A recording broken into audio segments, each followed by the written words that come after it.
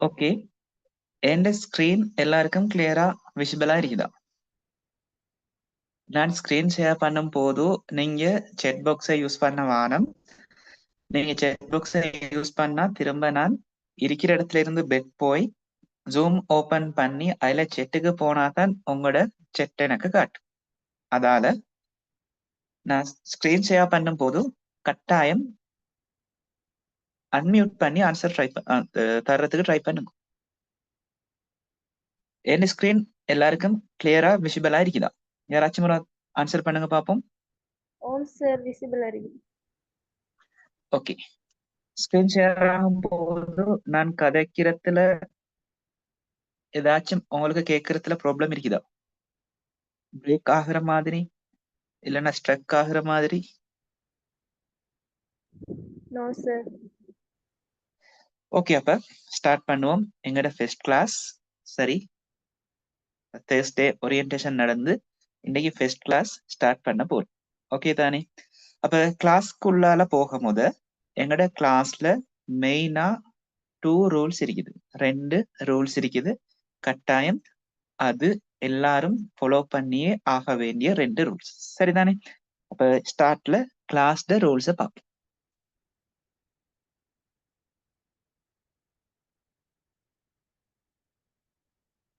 Simple rules. முதலாவது என்னண்டா, நான் இப்ப சொன்னது என்னண்டா, நான் ஏதும் கேட்டா, உங்ககிட்ட எதுவும் கேட்டா கட்டாயம் நீங்க அன்மியூட் பண்ணி ஆன்சர் பண்ணு. சரிதானே? பெரும்பாலும் எஸ்ஓ நோ கொஸ்டின் தான் கேட்க போறேன். இப்ப கேட்ட மாதிரி விசிபிளா இருக்குதா? நான் கதைக்கிறது கேக்குதா? அப்படி எஸ் ஓ நோ கொஸ்டின்ஸ் தான் உங்கள்ட்ட கேட்க போறேன். அது கட்டாயம் நீங்க அன்மியூட் பண்ணி ஆன்சர் பண்ணணும். சரிதானே? அப்பதான் கிளாஸ்ல இந்த 2 ஹவர்ஸ்ல இல்லாட்டி 1.5 ஹவர்ஸ்ல ஆக்டிவா கொண்டு போக இயலுமா இருக்கும். அப்ப கட்டாயம் நீங்க கிளாஸ்ல கதைக்கணும், டிஸ்கஸ் பண்ணணும். அப்ப டிஸ்கஷன் இருக்கணும் கிளாஸ்ல. சரிதானே? முதலாவது ரூல்.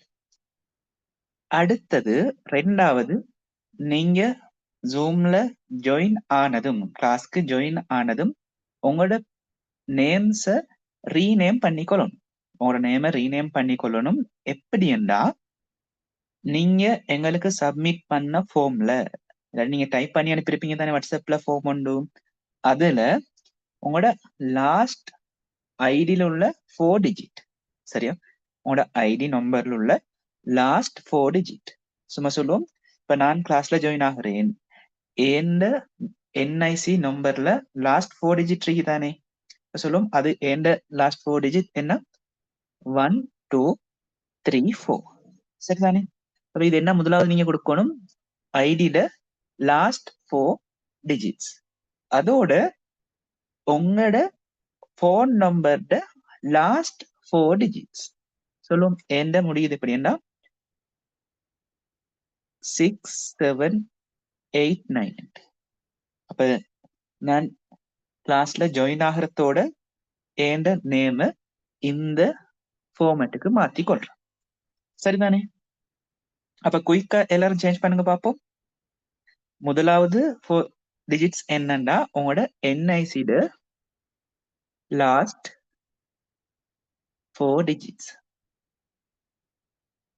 அடுத்தது கடைசி இந்த 4 டிஜிட்ஸ் என்னன்னா உங்களோட போன் நம்பர்ட, எங்களுக்கு சப்மிட் பண்ண போன் நம்பர்ட லாஸ்ட் 4 டிஜிட்ஸ் பிளஸ் என்னது உங்களோட போன் நம்பர்ட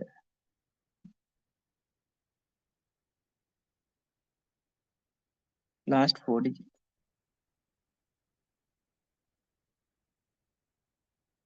குயிக்கா எல்லாரும் இதப்படி உங்களோட நேம்ஸ ரீநேம் பண்ணிக்கோங்க பாப்போம்.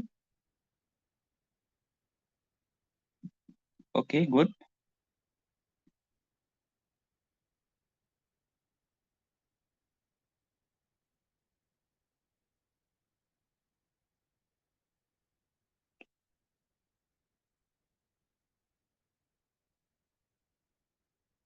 குயிக்கா உங்களோட நேம்ஸ ரீநேம் பண்ணிக்கொள்ளுங்க நான் சொன்ன மெத்தட்ல.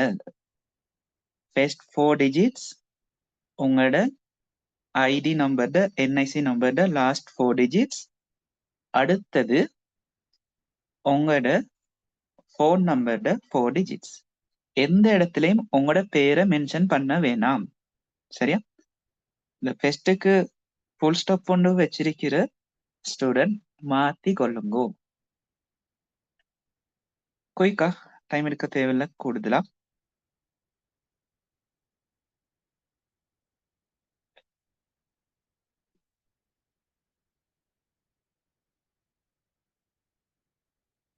ஓகே, ஏன் நாங்க இப்படி மாத்திக்கொள்றேன்டா, உண்மையிலே எங்களோட இந்த ஃபெஸ்ட் ரூல ஈஸி பண்ணி கொள்றதுக்கு. உங்களோட நேம் அந்த செக் புக் சாரி உங்களோட நேம்ல இருந்தா நீங்க கதைக்கிறதுக்கு சம்டைம் வெக்கப்படையிலும் தயக்கப்படையிலும். இப்ப உங்களோட நேம்ல 8 நம்பர்ஸ் தான் காட்ட போகுது. அப்போ உங்களுடைய ஃப்ரெண்ட் ஒன்று கிளாஸ்ல இருந்தாலும் நீங்க தான் கதைக்கிறன்றது விளங்காது. மிச்சம் ஸ்டூடெண்ட்ஸ்ல பிரச்சனை அதுதான். என்ன ஆன்சர்ஸ் ஏதாவது சொல்ல வர கிட்ட யோசிக்கிற நான் எதுவும் பிழை சொன்னா அடுத்த புள்ளகள் என்ன நினைக்கும். அப்ப இப்ப உங்களோட நேம்ல ஒரு 8 டிஜிட்ஸ் தானே காட்ட போகுது. நீங்க பயம் இல்லாம தயக்கம் இல்லாம கதைக்கேலும் டவுட்ஸ்கள் கேட்கலும் கேட்கிற கொஸ்டின்ஸ்க்கு ஆன்சரை சொல்லிட்டு ஓகே தானே? ஓகே, இன்னும் கொஞ்சம் பேர் இருக்கிறீங்க. கட்டாயம் அடுத்த கிளாஸ்ல இருந்து ஜாயின் ஆகிறதோட மாத்தி கொள்ளுங்க, ரீநேம் பண்ணி கொள்ளுங்க. நான் கதைக்கிறது கிளியர் தானே?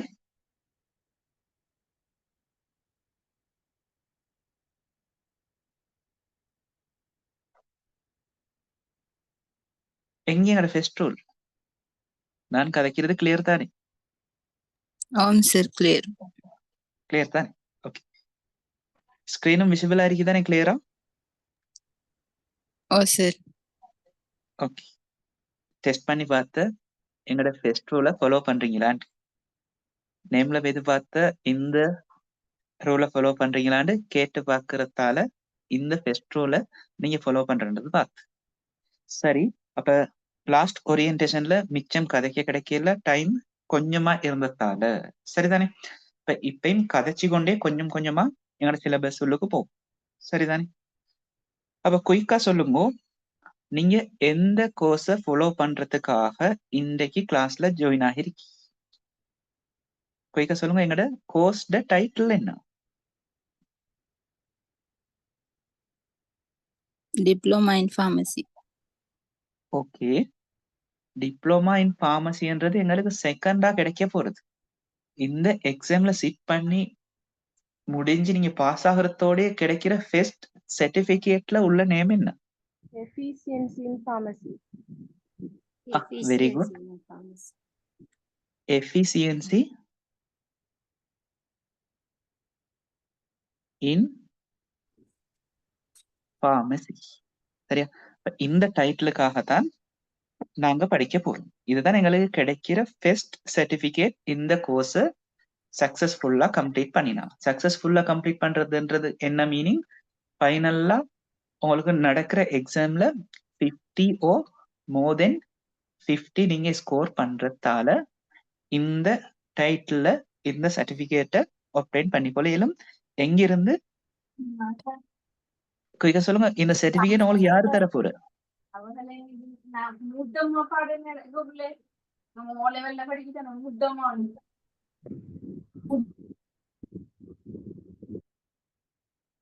குயிக்கா சொல்லுங்க, இந்த சர்டிபிகேட் எங்களுக்கு யாரு அவார்ட் பண்ணுவாங்க?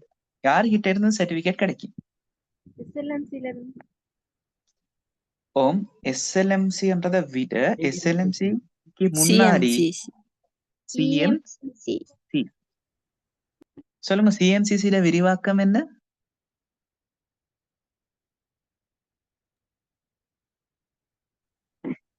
Ceylon medical college council. Ceylon medical college council. சரியா? அவங்க தான் எங்களுக்கு இந்த சர்டிபிகேட்டை தர போறாங்க, நாங்க சக்சஸ்ஃபுல்லா கம்ப்ளீட் பண்ணி முடியறதால. சரியா? அப்ப நீங்க எதோண்டும் செய்ய கிட்ட இது எங்களை எங்க கொண்டு போய் சேர்க்கும்ன்றது தெரிஞ்சா அந்த கோர்ஸை இன்னும் இன்ட்ரெஸ்ட் எடுத்து செய்வீங்க. ஃபார் எக்ஸாம்பிள், நீங்க A லெவல்ல கட்டாயம் இந்த கோர்ஸை ஃபாலோ பண்றீங்கன்னா இப்ப இதுக்கு வந்திருக்கீங்கன்னா நீங்க ஏ லெவல்ல எந்த ஸ்ட்ரீம் எடுத்திருப்பீங்க? Bioscience. Bioscience, biological science. அப்ப நீங்க ஓ லெவலை கம்ப்ளீட் பண்ணி ஏ லெவலுக்கு இந்த ஸ்ட்ரீமை நீங்க சூஸ் பண்ண இடத்துல நோக்கம் என்ன? என்ன உங்க நோக்கம்? அதாவது இதை செஞ்சு சக்சஸ்ஃபுல்லா செஞ்சா எந்த இடத்துக்கு ஃபைனலா போய் இருக்கலும்ன்றதுக்காக இந்த கோர்ஸை செலக்ட் பண்ணி. நிறைய பேர் இப்ப ரிசல்ட்ஸ் மோசமாக கிட்ட ஒவ்வொன்று சொல்லலும். ஆனா உண்மையை சொல்லும்போ நீங்க ஓ லெவல் முடிச்சு இந்த ஸ்ட்ரீமை சூஸ் பண்ணதுல மெயின் ரீசன் என்ன? இதை சக்சஸ்ஃபுல்லா கம்ப்ளீட்டா பண்ணினா எது ஆகலுமே நினைச்சு இதை செலக்ட் பண்ணீங்க?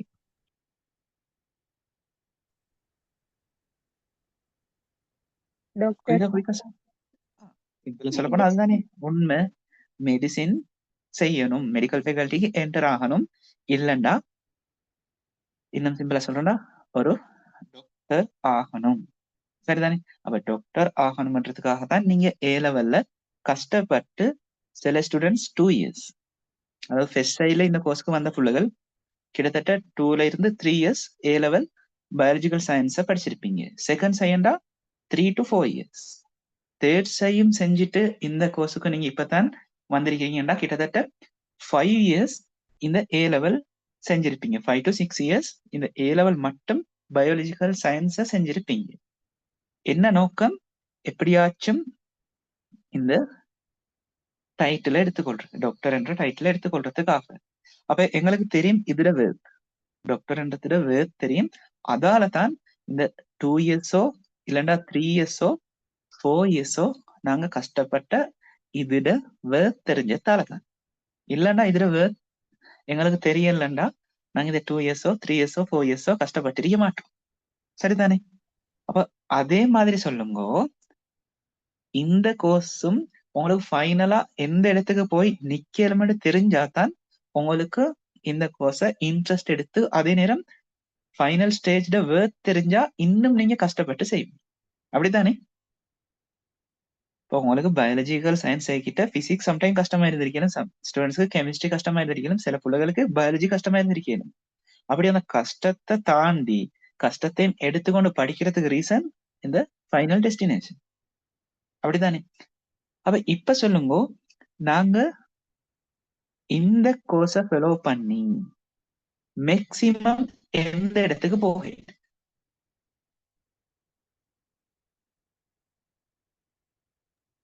யாருக்காச்சும் ஒரு ஐடியா இருந்தா இந்த கோர்ஸை செஞ்சு இப்ப நீங்க ஒவ்வொரு ஐடியால இத சூஸ் பண்ணி செய்ய வந்திருப்பீங்க. ஒன்று சிம்பிளா லைசன்ஸ் எடுக்கணும்ன்றதுக்காக வந்திருப்பீங்க, இல்ல டிப்ளமா செய்யணும்ன்றதுக்காக வந்திருப்பீங்க. இன்னும் கொஞ்சம் பிள்ளைகள் டிப்ளமா இந்த சர்டிபிகேட்டை வச்சுக்கொண்டு டிகிரி வர காட்டிலும் போகலும், B.Pharm வர காட்டிலும் போகலும் என்ற ஐடியாவோட வந்திருப்பீங்க. நான் கேட்கிறேன், அதெல்லாம் ஒவ்வொரு ஸ்டெப் தான், அடுத்தடுத்த ஸ்டெப் ஆகும். மேக்சிமம் எந்த இடத்துக்கு போகலும் இந்த கோர்ஸை நீங்க செய்யறதால என்ன உங்களோட idea? PhD. Okay, PhD. Maximum PhD-யா? இல்ல டாக்டர். Doctor in Pharmacy. அதுக்கு முதல் சொல்லுவோமே, நீங்க இந்த கோர்ஸ் செய்யும் போது உங்களோட ஏ லெவல் நீங்க பயாலஜிக்கல் செய்ய கிட்ட உங்களோட மேக்சிமம் ஆசை இல்லாட்டி கனவு எதா இருந்து டாக்டர் ஆகிறதை தானே. பாருங்க, யாருக்கும் தெரியாத ஒரு ரகசியம் உங்களுக்கு சொல்ல போற. நல்லா நினைவு வச்சுக்கோங்க, நீங்க இந்த கோர்ஸ் செய்யறதால உங்களுக்கு ஏ லெவல்ல இருந்த அதே கனவை அடைஞ்சு கொள்ள சொல்ற விளங்குதா? அப்படின்னு என்ன அர்த்தம்? இந்த கோர்ஸை நீங்க சக்சஸ்ஃபுல்லா கம்ப்ளீட் பண்ணினா உங்களுக்கு என்னவா ஆகலும்? டாக்டர். டாக்டர் ஆகலும். அது எப்படி? எங்கட சும்மா சொல்லுமே, இந்த கோர்ஸ்க்கு ஒரு ஸ்டூடெண்ட் ஜாயின் ஆகிருக்கி, ஏ லெவல் தேர்ட் சைவர காட்டிலும் செஞ்சு அப்பயும் என் ரிசல்ட்ஸ் 3C தான். அப்ப அதை வச்சு கொண்டுதான் நான் இந்த கோர்ஸுக்கு இப்ப வந்திருக்கி. இந்த கோர்ஸை வச்சுக்கொண்டு எப்படி டாக்டர் ஆகுற? அடுத்தடுத்த ஸ்டெப் என்னவா இருக்கு பாருங்க. இன்னும் உங்களுக்கு சான்ஸ் இருக்கு உங்களோட கனவை லட்சியத்தை அடைஞ்சு கொள்றதுக்கு. எப்படி என்றா, முதலாவது அந்த பாத்தையும் உங்களுக்கு சொல்லித்தர மிச்சம் பேத்துக்கு தெரியும், அதுதான் விஷயம். முதலாவது என்ன செய்றீங்க, எஃபிசியன்சி இன் ஃபார்மசி என்ற இந்த கோர்ஸை சக்சஸ்ஃபுல்லா கம்ப்ளீட் பண்ற. அதுக்கப்புறம் உங்களுக்கு என்ன செய்யணும்டா, இதை வச்சு கொண்டு கட்டாயம் இதோட ஏ லெவல்ல இது இருக்கணுமா, ஏ லெவல்ல கெமிஸ்ட்ரியில சி இருக்கணும். பயப்பட தேவையில்லை. இப்ப சொல்லுமே ஒரு ஸ்டூடெண்ட் வந்திருக்கு 3 இயர்ஸ்ல தான் இருக்கிற கெமிஸ்ட்ரியில சி இல்ல, அப்படின்னு 3 இயர்ஸ் கெமிஸ்ட்ரியில சி இருக்கிறதுக்கு சான்ஸ் இல்லையே. அதை வச்சுக்கொண்டு இந்த கோர்ஸுக்கு வந்திருக்கு. அந்த பிள்ளைக்கு நான் கொஞ்சம் கழிச்சு வரேன். இப்ப சொல்லும் கெமிஸ்ட்ரியில சி இருக்கு, மத்த ரெண்டுல என்ன ரிசல்ட்ஸ் இருந்தாலும் பரவாயில்ல, அதாவது பாஸ் இருந்தா சரி. இந்த கோர்ஸை நீங்க சக்சஸ்ஃபுல்லா கம்ப்ளீட் பண்ணினா கெமிஸ்ட்ரி சி இருந்தா உங்களுக்கு பி ஃபார்ம் செய்யலாம். சரியா? நீங்க ஓப்பன் யூனிவர்சிட்டியில பி ஃபார்ம் செஞ்சா, பி ஃபார்ம் டிகிரி இருந்தா, பி ஃபார்ம் டிகிரி இருக்கிற ஃபார்மசி ஸ்டூடெண்ட்ஸுக்கு மெடிக்கல் இல்லாட்டி மெடிசின் செய்யலும் சில கண்ட்ரில சில யூனிவர்சிட்டிஸ்ல. இன்னும் ஃபர்தரா நீங்க 3 இயர்ஸ், சில யூனிவர்சிட்டியில 3 இயர்ஸ் கூட இல்ல 2 இயர்ஸ் படிச்சீங்கன்னா உங்களுக்கு எம்பிபிஎஸ் என்ற டைட்டில் எடுக்கலும். அதாவது எங்களுக்கு விளங்குற மாதிரி சொல்ல போனா டாக்டர் ஆகுது. சொல்ற விளங்குதா?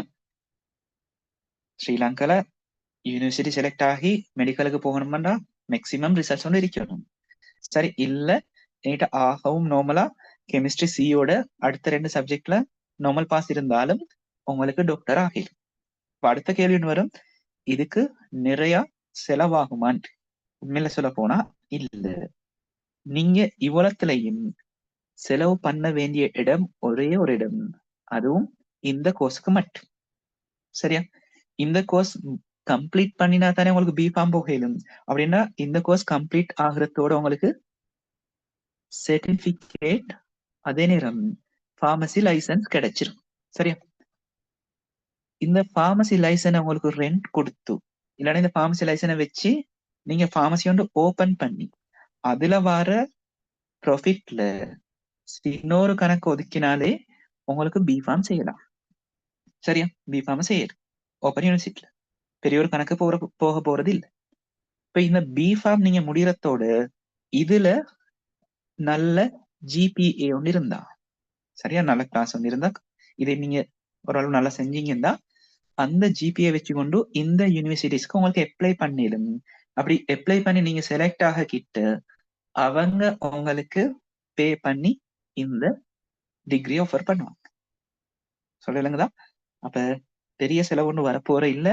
இப்ப சும்மா சொல்லுவோம், சில ஸ்டூடெண்ட்ஸ் 3 இயர்ஸ் இல்லாட்டி 3C எடுத்துக்கொண்டு ஃபாரின் யூனிவர்சிட்டிஸ்ல போய் பிரைவேட்டா மெடிசின் செய்யுது. அப்படி செய்ய கிட்ட க்ரோஸ் கணக்கு தான் குறைஞ்சது 1.5 crores மலேசியால போய் மெடிக்கல் செய்யறதுக்கு. க்ரோஸ் கணக்கு செலவழிச்சு கொண்டு செய்யறத நீங்க அவ்வளவு எல்லாம் செலவழிக்காம சிம்பிளா நீங்க ஏர்ன் பண்ணி அதுலயே உங்களுக்கு செஞ்சு முடிக்கல. சரியா? மேக்சிமம் உங்களோட ஏ லெவல் இருந்த கனவை இப்பயும் அச்சீவ் பண்ணிக்கொள்ளே. சரியா? அப்ப இப்ப சொல்லுவோம் 3 அட்டெம்ப்டும் செஞ்சு என்கிட்ட 3 இயர்ஸ் தான் இருக்கேன்னா பிரச்சனை இல்லை, இன்னொரு அட்டம் செய்யுங்க. கெமிஸ்ட்ரியில மட்டும் சி பாஸ் ஆக்கிக்கொள்ள ஓப்பன் யூனிவர்சிட்டிக்கு நீங்க அப்ளை பண்ணகிட்ட எந்த அட்டெம்ப்ட் எடுக்க கேட்கற இல்ல. கெமிஸ்ட்ரியில கிரெடிட் பாஸ் இருந்தால் போதும் உங்களுக்கு பிஃபார்ம் செய்யல. சொல்றேங்கதா? கிளியர்?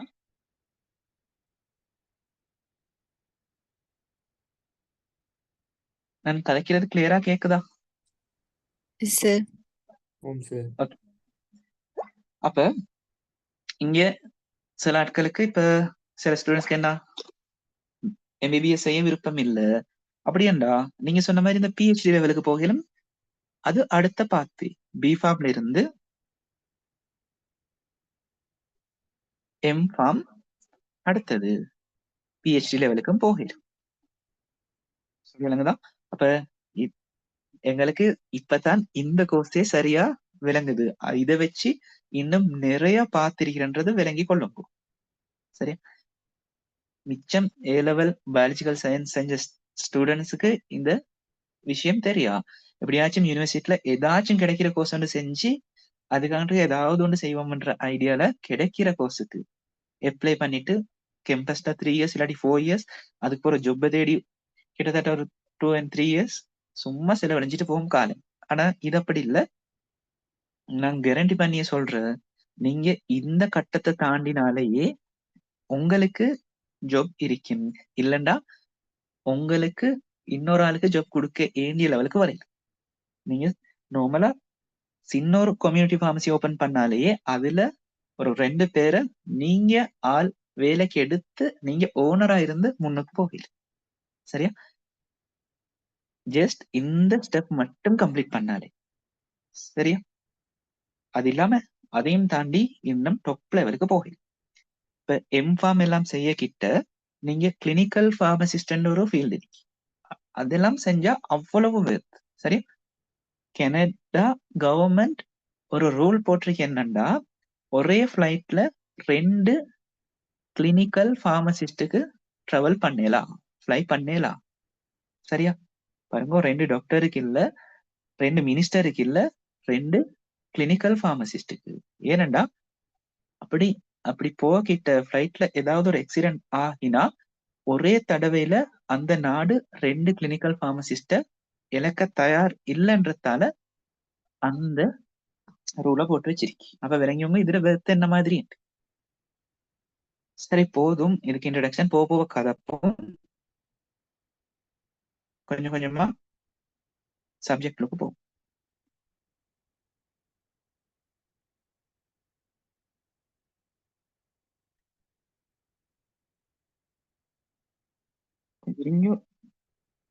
ஸ்டார்ட்ல சொன்ன மாதிரி செக் பண்ண வேணும். கட்டாயம் அன்மியூட் பண்ணி கதைங்க. செக் வந்துருக்கு.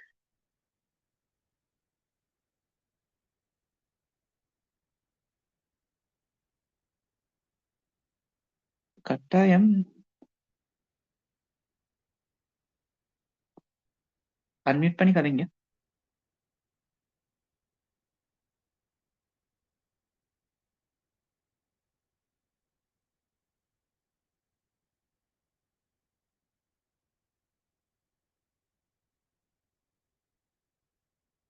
திரும்ப இருக்கா சொல்லுங்க. என் ஸ்கிரீன் கிளியரா விளங்குதா?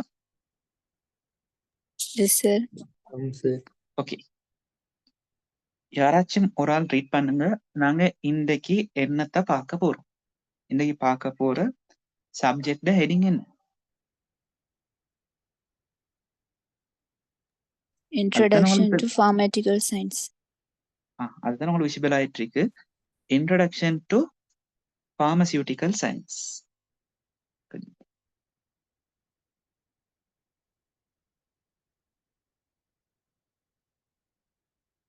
வெயிட்,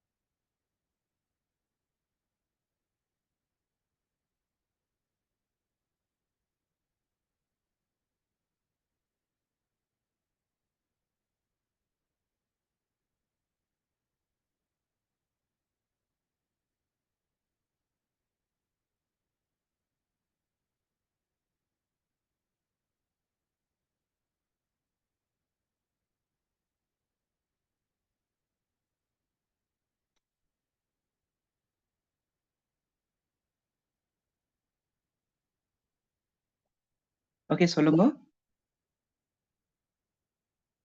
இன்னைக்கு பார்க்க போற ஹெடிங் என்ன? திரும்ப இருக்கா? Introduction to Pharmaceutical Science. அப்ப இந்த கோர்ஸை பத்தி ஒரு இன்ட்ரடக்ஷன் தான் பார்க்க போறோம். அதுலயும் முக்கியமான சில விஷயங்கள் இருக்கு, ஒவ்வொன்றா பார்த்துட்டு போ.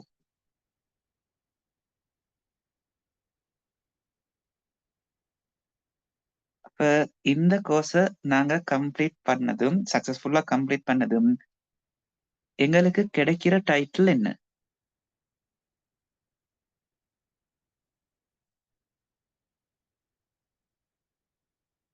குயிக்கா சொல்லுங்க பாப்போம். Pharmacist. ஃபார்மசிஸ்ட். சரி, இப்போ உங்களுக்கு எக்ஸாம்ல ஒரு கொஸ்டின் வருது, ஃபார்மசிஸ்ட்னா யாருன்னு, இல்லாட்டி ஃபார்மசிஸ்ட்னா என்னன்னு ஒரு கொஸ்டின் வந்தா, இல்லாட்டி ஒரு பிரீஃப் டிஸ்கிரிப்ஷன் கேட்டா எக்ஸாம்ல ஸ்ட்ரக்சர்ல என்ன சொல்லுவீங்க? அதுக்குரிய ஆன்சர் தான் இந்த இடத்துல தந்திருக்கு. சரியா? குயிக்கா ஒரு ஆள் ரீட் பண்ணுங்க பாப்போம் இத.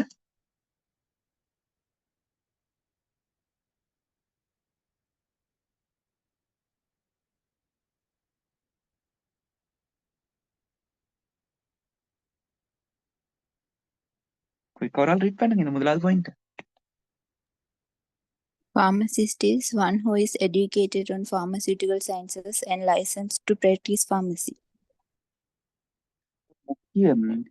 இப்ப எக்ஸாம்பிள் சொல்லுவோமே, உங்களுக்கு டீச் பண்ண விருப்பம்டா, டீச் பண்ண விருப்பம்டா, அது ஓ லெவலுக்கோ ஏ லெவலுக்கோ இல்ல எந்த ஸ்டூடெண்ட்ஸுக்கோ உங்களுக்கு என்ன செய்யலும், ஒரு டியூட்டரி உண்ட ஸ்டார்ட் பண்ணி, அது ஆன்லைன்லயும் இருக்கலும் இல்லைண்டா பிசிக்கலாவும் இருக்கலும், டியூட்டரி ஒன்று மாதிரி ஓபன் பண்ணி உங்களுக்கு டீச் பண்ண.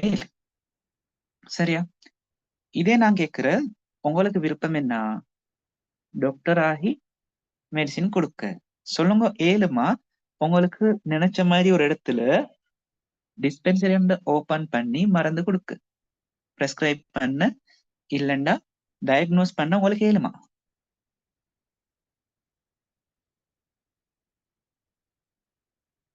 ஸ்டார்ட்ல கேட்டதுதான், ரோல சொன்னதுதான், கட்டாயம் டிஸ்கஸ் பண்ணுங்க. அப்படி நான் உங்கள்ட்ட கேட்கிற கொஸ்டின் ஒன்று எஸ்ஸோ நோ ஆன்சர் வர கொஸ்டின் தான் கேட்க போறேன். நான் என்ன கேட்டேன் உங்ககிட்ட கேள்வி, உங்களுக்கு டீச் பண்ண விருப்பம்டா பிரைவேட்டா ஏதோ ஒரு இடத்துல உங்களுக்கு டியூட்டர் மாதிரி ஸ்டார்ட் பண்ணி உங்களுக்கு டீச் பண்ண. அதே மாதிரி இப்ப உங்களுக்கு விருப்பம் என்ன? டாக்டரா பிராக்டிஸ் பண்றதுக்கு. அப்ப ஒரு இடத்துல டிஸ்பென்சரி மாதிரி ஸ்டார்ட் பண்ணி உங்களுக்கு மெடிசின் பிரெஸ்கிரைப் பண்ணவோ டயக்னோஸ் பண்ணவோ சர்ஜரி பண்ணவோ ஏழுமா இல்லதான்? ஏழாது. ஏழாது. 7 மணி தான் நீங்க செய்வீங்களே. அப்படி செய்யறண்டா அவங்கள்ட்ட என்ன இருக்கணும்? முக்கியம் ஒன்று, அவங்க அந்த ஃபீல்ட்ல வெல் எடுகேட்டடா இருக்கும். அதே நேரம் படிச்சு மட்டும் போதா, எடுகேட்டட் மட்டும் போதா, இன்னொன்றும் தேவை. என்னது? லைசன்ஸ். அப்ப மெடிசின் மாதிரி இல்லாட்டி மெடிக்கல் பிராக்டிஷனர் மாதிரி தான் இந்த ஃபார்மசிஸ்ட் என்ற ஃபீல்டும் இல்லாட்டி ப்ரொஃபஷனல். அவங்களுக்கும் நாலேஜ் இருந்த என்றதுக்காக ஃபார்மசி ஒன்று ஓபன் பண்ணவோ மெடிசினை கொடுக்கவோ டிஸ்ட்ரிபியூட் பண்ணவோ இம்போர்ட் பண்ணவோ எக்ஸ்போர்ட் பண்ணவோ ஏலா. அவங்களுக்கு கட்டாயம் என்ன இருக்கணும்? லைசன் இருக்கணும். லைசன் இருந்தா மட்டும்தான் அவங்களுக்கு ஃபார்மசிஸ்டா பிராக்டிஸ் பண்ணிடு. அப்போ உங்களுக்கு எக்ஸாம்ல கேட்டா சிம்பிளா இந்த கீழே தந்திருக்கிற பாயிண்ட்ஸை சொன்னீங்கன்னா போதும். ஃபார்மசிஸ்ட்னா யாரு? குயிக்கா ரீட் பண்ணுங்க. The person registered as a pharmacist with the SLMC. சொல்லுங்க, முத சிஎம்சிசிக்கு பார்த்தோம் என்னண்டு.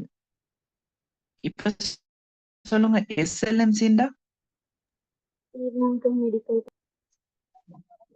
Sri Lanka medical council.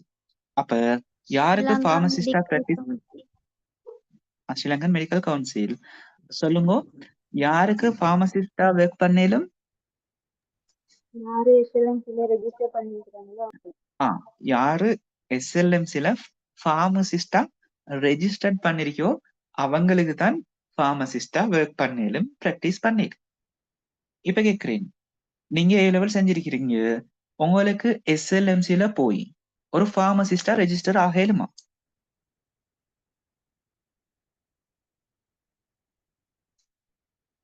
ஏ லெவல் செஞ்சிருக்கீங்க, பயோ சயின்ஸ் செஞ்சிருக்கிறீங்க, உங்களோட ரிசல்ட்ஸை வச்சுக்கொண்டு எஸ்எல்எம்சில போய் இப்ப ஒரு ஃபார்மசிஸ்டா ரெஜிஸ்டர் ஆகலுமா? இயலாது. சிம்பிளா இயலாது. ஏழுமண்டா இந்த கோர்ஸ் நீங்க ஃபாலோ பண்ண தேவையில்லை, பிஃபார்ம் செய்ய தேவையில்ல. அப்ப கண்டிப்பா ஆன்சர் நோ. அப்ப யாருக்கு எஸ்எல்எம்சில போய் ஃபார்மசிஸ்டா ரெஜிஸ்டர் பண்ணல, இல்லாட்டி என்னென்ன குவாலிஃபிகேஷன் இருந்தா ஃபார்மசிஸ்டா மெடிக்கல் கவுன்சில்ல போய் ரெஜிஸ்டர் ஆக இயலும்?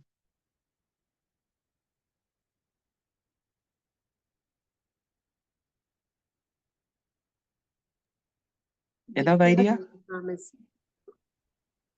இப்ப நான் என்ன சொன்னேன், இந்த கோர்ஸ் செஞ்சா உங்களுக்கு ஃபார்மசிஸ்டா ரெஜிஸ்டர் ஆகலும். அப்ப அதே உங்களுக்கு சொல்லலாம் உண்டு. சொல்லுங்க. முதலாவது சர்டிபிகேட் இருக்கணும். என்ன சர்டிபிகேட்?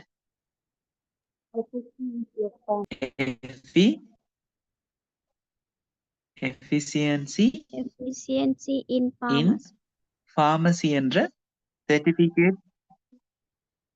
இத நீங்க கம்ப்ளீட் பண்ணி இந்த சர்டிபிகேட் இருந்தா உங்களுக்கு மெடிக்கல் கவுன்சில்ல போய் இதை சப்மிட் பண்ணிட்டு இந்த சர்டிபிகேட்டை சப்மிட் பண்ணா உங்களை ஒரு ஃபார்மசிஸ்டா ரெஜிஸ்டர் பண்ணி உங்களுக்கு லைசன்ஸ், அதே நேரம் ரெஜிஸ்ட்ரேஷன் நம்பர் தருவாங்க.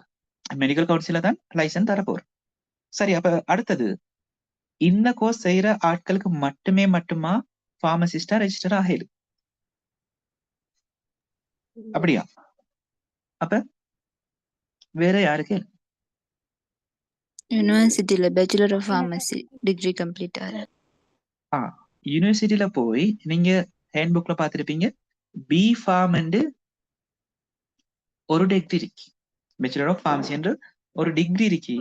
அந்த டிகிரிய கம்ப்ளீட் பண்ற ஆட்களுக்கும் ஃபார்மசிஸ்டா ரெஜிஸ்டர் ஆகிடு.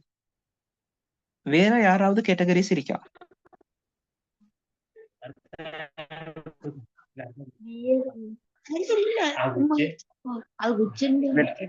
விலங்குல ஆன்சர் பண்றதோட மியூட் பண்ணி கொள்ளுங்க.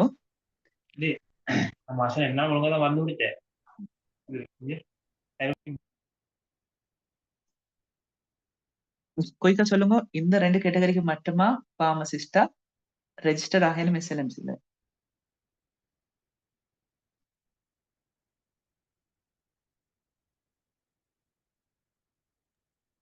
பராமெடிக்கல் போனாங்க.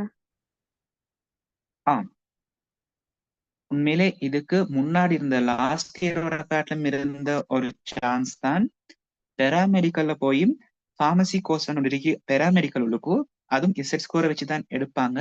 அந்த கோர்ஸை சக்சஸ்ஃபுல்லா கம்ப்ளீட் பண்ணா அவங்களுக்கு ஒரு சர்டிபிகேட் தான் கிடைக்கிறது. அந்த சர்டிபிகேட்டை வச்சுக்கொண்டு போய் எஸ்எல்எம்சிக்கு கீழே ஃபார்மசிஸ்டா ரெஜிஸ்டர் பண்ணிடும். அந்த சர்டிபிகேட் பேர் தான் வந்துட்டு என்னன்னா ப்ரொஃபிசியன்சி இன் ஃபார்மசி. ப்ரொஃபிசியன்சி இன் ஃபார்மசி என்ற சர்டிபிகேட்டை வச்சுக்கொண்டு மெடிக்கல் கவுன்சிலுக்கு கீழே ஃபார்மசிஸ்டா ரெஜிஸ்டர் ஆகிடு. அப்ப இந்த 3 கேட்டகரி ஸ்டூடெண்ட்ஸ்க்கு மட்டுமா ஃபார்மசிஸ்டா ரெஜிஸ்டர் ஆகிடும்.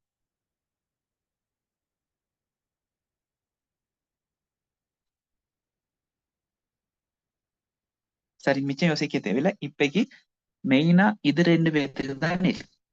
சரியா? இன்னொன்றுக்கும் மேலும் பார்ப்போம். அதுதான் அடுத்த ஸ்லைட்லயே தந்திருக்கு. சரியா? அப்ப நீங்க ஃபார்மசிஸ்டா ரெஜிஸ்டர் ஆகணும்ன்றா மெடிக்கல் கவுன்சில்ல உங்களுக்கு என்னென்ன குவாலிஃபிகேஷன் இருக்கும்? சரியா? என்னென்ன குவாலிஃபிகேஷன் இருக்கும்? இதுல ஏதாச்சும் ஒன்று இருந்தால் போதுமா? எல்லாம் இருக்கணும் இல்ல. முதலாவது, நீங்க இப்ப ஃபாலோ பண்ற கோர்ஸ் பாஸ் ஆகி அதுல கிடைக்கிற சர்டிபிகேட் இருக்கு. சரியா? எக்ஸ்டர்னல் ஃபார்மசி எக்ஸாமினேஷன்ல நீங்க குவாலிஃபை ஆனா உங்களுக்கு இந்த சர்டிபிகேட் கிடைக்கும். அந்த சர்டிபிகேட்டை வச்சு கொண்டு போய் உங்களுக்கு ஃபார்மசிஸ்டா ரெஜிஸ்டர் ஆகிடும். சரிதானே? இப்ப இது இன்னும் ஆக்டிவ்ல இருக்கு. ரெண்டாவது, ஒரு ஸ்டூடெண்ட்ஸ் இப்ப சொன்னதுதான் பெராமெடிக்கல்ல, அதுதான் சொல்ற இன்டர்னல் ஃபார்மசி எக்ஸாமினேஷன். சரியா? அந்த எக்ஸாமுக்கு சிட் பண்ணி அதுல பாஸ் ஆனா ஒரு சர்டிபிகேட் கிடைக்கும். அந்த சர்டிபிகேட் தான் ப்ரொஃபிசியன்சி எஸ் ஃபார்மசிஸ்ட். சரியா? அது இருந்தாலும் அதை கொண்டு போய் எஸ்எல்எம்சில சப்மிட் பண்ணி ஃபார்மசிஸ்டா ரெஜிஸ்டர் ஆகிடு. ஆனா இப்ப இந்த கோர்ஸ் ஆக்டிவ்ல இல்லை. சரியா? அந்த கோர்ஸ் ஆக்டிவ்ல இல்ல. அப்ப அதை பத்தி பெருசா பார்த்து வேலை இல்லை. சரிதானே? அந்த கோர்ஸ் இப்ப ஆக்டிவ்ல இல்ல. இது லாஸ்ட் இயர் 2023ல திரும்ப ஓபன் பண்றேன்னு க்ளோஸ் பண்ணிட்டாங்க. இதுல பார்மசிஸ்டான லாஸ்ட் பேட்ச் தான் நாங்க. சரியா? அதாவது பேராமெடிக்கல்ல போய் ப்ரொஃபிஷியன்சி எஸ் பார்மசிஸ்ட் என்ற சர்டிபிகேட்டை வச்சுக்கொண்டு மெடிக்கல் கவுன்சில பார்மசிஸ்டா ரெஜிஸ்டர் ஆன லாஸ்ட் பேட்ச் தான் உங்களுக்கு டீச் பண்ண போற நாங்க 3 பேர். சரியா? அடுத்தது யூனிவர்சிட்டிஸ் நீங்க சொன்ன மாதிரி. சரியா? என்ன பிஃபார்ம் டிகிரி இப்போ ஆக்டிவ்ல தான் இருக்குது. பிஃபார்ம் நீங்க கம்ப்ளீட் பண்ணிட்டு பார்மசிஸ்டா ரெஜிஸ்டர் ஆகிடு. அடுத்தது ஒரே ஒரு யூனிவர்சிட்டியில, கொலம்போ யூனிவர்சிட்டியில மட்டும் பிஎஸ்சி பார்மசி என்ற ஒரு டிகிரி இருக்கு. நார்மலா பிஎஸ்சி டிகிரி தான் 2 இயர்ஸ்க்கு பிறகு பிஎஸ்சி டிகிரில ஜிபிஏ கூட இருந்தா ஏ லெவல் இசட் ஸ்கோர் மாதிரி கேம்பஸ்ல பாக்குறது இந்த ஜிபிஏ வெளிவ வச்சு அவங்களுக்கு ஸ்பெஷல் ஏதாச்சும் ஒன்றை செலக்ட் பண்ணிடு.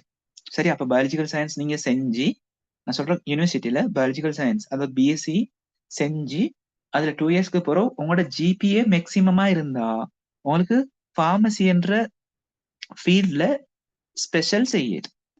அப்படி பார்மசியில ஸ்பெஷல் செஞ்சீங்கன்னா பிஎஸ்சி இன் பார்மசி என்ற டிகிரி அவார்ட் பண்ணுவாங்க. அந்த டிகிரி இருந்தா அதை வச்சு உங்களுக்கு பார்மசிஸ்டா ரெஜிஸ்டர் ஆகிடு எஸ்எல்எம்சிக்கு கீழே. அடுத்து முதலாவது ஸ்டார்ட்ல கொலம்போ யூனிவர்சிட்டியில டிப்ளமா இன் பார்மசி என்ற ஒரு கோர்ஸ் இருந்த, இப்ப அது இல்ல. 2000ஓட அதுவும் க்ளோஸ்ட் ஆயிட்டு. அப்ப பாருங்க, இப்ப 3 மெத்தட் தான் இருக்கு. அப்ப பாருங்க, இந்த 3 மெத்தட்லயும் எது சிம்பிளான ஈஸியான மெத்தட், எல்லாத்துக்கும் ஏண்டிய மெத்தட். பிஃபார்ம் எல்லாத்துக்கும் கிடைக்கிறதுக்கு சான்சஸ் குறவு. குறிப்பிட்ட ஆட்கள், அதாவது குறிப்பிட்ட நம்பருக்கு தான் பிஃபார்ம் சான்ஸ் கிடைக்க போகுது. சரியா? அடுத்தது பிஎஸ்சி இன் பார்மசி என்ற டிகிரி அதுவும் விட கஷ்டம் மாதிரி. ஏன்னா யூனிவர்சிட்டிஸ்ல நீங்க ஹேண்ட் புக்ல பாத்தீங்கன்னா கொலம்போ யூனிவர்சிட்டியில பிஎஸ்சி கிடைக்கிறதுக்கு நல்லா பெரிய இசட் ஸ்கோர் ஒன்று இருக்கும். அப்படி இருந்து மட்டும் போதா, அங்கே வர ஸ்டூடெண்ட்ஸ் எல்லாத்துக்குமே அப்ப இசட் ஸ்கோர் கூட தானே இருக்க போகுது ஏ லெவல். அதுலயும் போய் கம்பீட் பண்ணி போட்டி போட்டு அதுலயும் நீங்க ஃபர்ஸ்ட் 20 உள்ளுக்கு வந்தீங்கன்னா தான் இந்த பிஎஸ்சி இன் பார்மசி என்ற கோர்ஸ ஸ்பெஷல உங்களுக்கு செய்யறதுக்கு சான்ஸ் கிடைக்கும். சரியா? அப்ப இதுவும் ஈஸியான மெத்தட் ஒன்று இல்லை. அப்ப ஆகவும் இருக்கிறதுல ஈஸியான மெத்தட் பார்மசிஸ்டா மாறுறதுக்கு இந்த கோர்ஸ். ஏன்னா இந்த கோர்ஸ் இருந்தா பார்மசிஸ்டா, இந்த கோர்ஸ் முடிய பார்மசிஸ்டா மாறிடும். ஆனா இந்த கோர்ஸுக்கு கேட்கிற குவாலிஃபிகேஷன் குறையும். இப்ப பிஃபார்ம் பிஎஸ்சி இன் பார்மசி என்ற டிகிரிக்கு கேட்கிற குவாலிஃபிகேஷனை விட இந்த கோர்ஸுக்கு கேட்கிற குவாலிஃபிகேஷன் குறைவு. அதே நேரம் at the same time டியூரேஷனும் மிச்சம் குறைவு. BSc in pharmacy 4 years, B pharm 4 years. அதே நேரம் இந்த கோர்ஸ் ஒன்லி 2 இயர்ஸ். சரியா? அப்ப 2 இயர்ஸ்ல ரெஜிஸ்டர்ட் பார்மசிஸ்டா மாறேலும் ஸ்ரீலங்கால. அப்ப பாருங்க, இந்த சர்டிபிகேட் இருந்தா உங்களுக்கு இந்த சொன்ன எஸ்எல்எம்சில போய் பார்மசிஸ்டா ரெஜிஸ்டர் ஆகலும். அப்படி ரெஜிஸ்டர் ஆக கிட்ட எல்லாத்துக்கும் கிடைக்கிற லைசன்ஸ்ல எந்த டிஃபரெண்ட்டும் இல்லை. நீங்க சர்டிபிகேட் கோர்ஸ் தான் செஞ்சிருக்கீங்க, நீங்க டிப்ளமா கோர்ஸ் தான் செஞ்சிருக்கீங்க, நீங்க பிஎஸ்சி செஞ்சிருக்கீங்க, நீங்க பிஃபார்ம் செஞ்சிருக்கீங்க, வித்தியாசமான லைசன் கொடுக்குற இல்ல. எல்லாரும் கிடைக்கிற லைசனும் ஒரே மாதிரி, எந்த இடத்துலயும் மென்ஷன் பண்ணிருக்க மாட்டாங்க. அந்த இடத்துல பார்மசிஸ்ட் ரெஜிஸ்டர் நம்பர், அது மாதிரி ஒரு நார்மலா டிரைவிங் லைசன் எப்படி கிடைக்குமோ அதே மாதிரி தான் எல்லாத்துக்கும் சேமான லைசன் கிடைக்கும். பாருங்க எவ்வளவு பெரிய சான்ஸ் ஒன்று எங்களுக்கு இருக்கு. சரியா? சரி, இவ்வளவு கிளியரா? அப்ப உங்களுக்கு எக்ஸாம்ல எதை கேட்கலும்டா, முதலாவது கேட்கலும் பார்மசிஸ்டா யார். சரியா? இல்லாட்டி பார்மசிஸ்டுக்கு ஒரு பிரீஃப் டிஸ்கிரிப்ஷன் ஒன்று கேட்டா நீங்க இந்த ரெட்டால தந்திருக்கிறத மட்டும் எக்ஸாம்ல ரைட் பண்ணீங்கன்னா போதும். என்ன ரைட் பண்ணுவீங்க பார்மசிஸ்ட்னா? குயிக் ஒரு ஆள் சொல்லுங்க. A person registered as a pharmacist with their license. அப்ப இதே மாதிரி நீங்க இங்கிலீஷ்லயும் எழுத தேவையில்லை. சில ஸ்டூடெண்ட்ஸ் யோசிக்கிற நாங்க ஏ லெவல் தமிழ் மீடியத்துல செஞ்ச எப்படி இந்த கோர்ஸை இங்கிலீஷ் மீடியத்துல கொண்டு போறேன். இத எங்களுக்கு தெரிஞ்ச இங்கிலீஷ்ல அந்த இடத்துல ரைட் பண்ணி எழுதி வச்சுட்டு வந்தாலே தாராளமா போகுது. நீங்க என்ன சொல்ல வாருன்னு அவங்களுக்கு விளங்கினா போதும். அதுக்குதான் இந்த லாங்குவேஜ். அப்ப என்ன, நீங்க ஏதாவது உங்களுக்கு விளங்கின இங்கிலீஷ்ல கட்டாயம் அவங்களுக்கும் லைட்டாவது விளங்கணும்.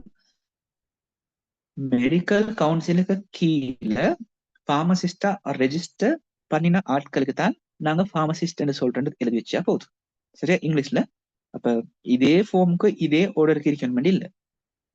சரிதானே? அடுத்தது பார்ப்போம். சரியா? குயிக்கா சொல்லுங்க. ஹெல்த் கேர் டீம் என்று நாங்க யாருக்கு சொல்றோம்?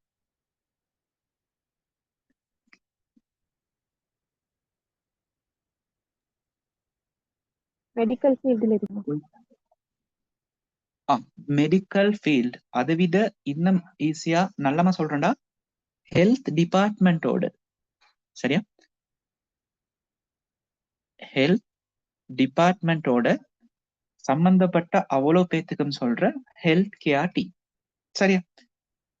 அப்ப முக்கியம் இந்த ரெண்டு சொல்ல நீங்க விளங்கிடணும். ஹெல்த் கேர் டீம்ல உள்ள அவ்வளவு ஆட்களையும் ரெண்டுக்கா பிரிக்க இயலுமா? முதலாவது என்ன?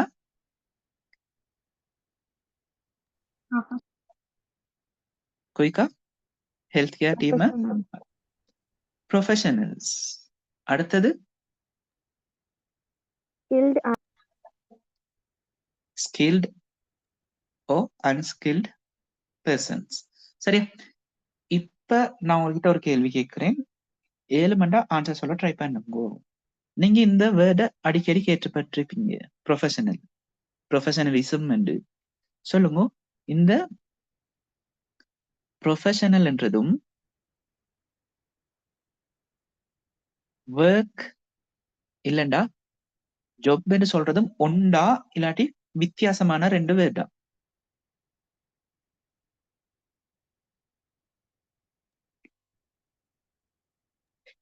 சரி, இன்னும் சிம்பிளா கேக்குறேனே. பார்மசிஸ்ட்ன்றது ஜாப் உண்டா ப்ரொஃபஷனல் உண்டா? சொல்லுங்க, பார்மசிஸ்ட் என்றது ஜாப்பா இல்லாட்டி ப்ரொஃபஷனலா? ப்ரொஃபஷனல். அடுத்தது டாக்டர்ஸ் என்றது ப்ரொஃபஷனல். டீச்சர் என்றது ஜாப். அடுத்தது சொல்லுவோமே இன்ஜினியர்ன்றது ஜாப். அடுத்து லாயர் ப்ரொஃபஷன். சரியா? அடுத்தது கிளார்க்ன்றது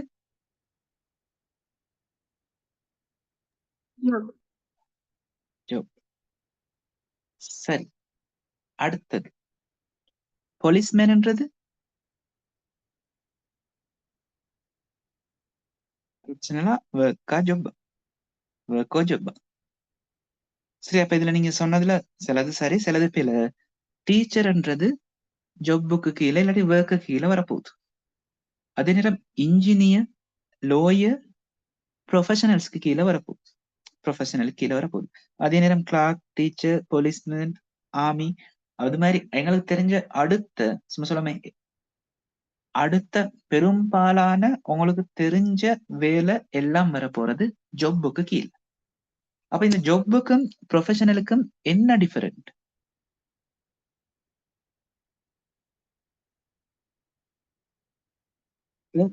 எக்ஸாம்பிள் எடுப்போமே, டீச்சர், பார்மசிஸ்ட், என்ன டிஃபரெண்ட்?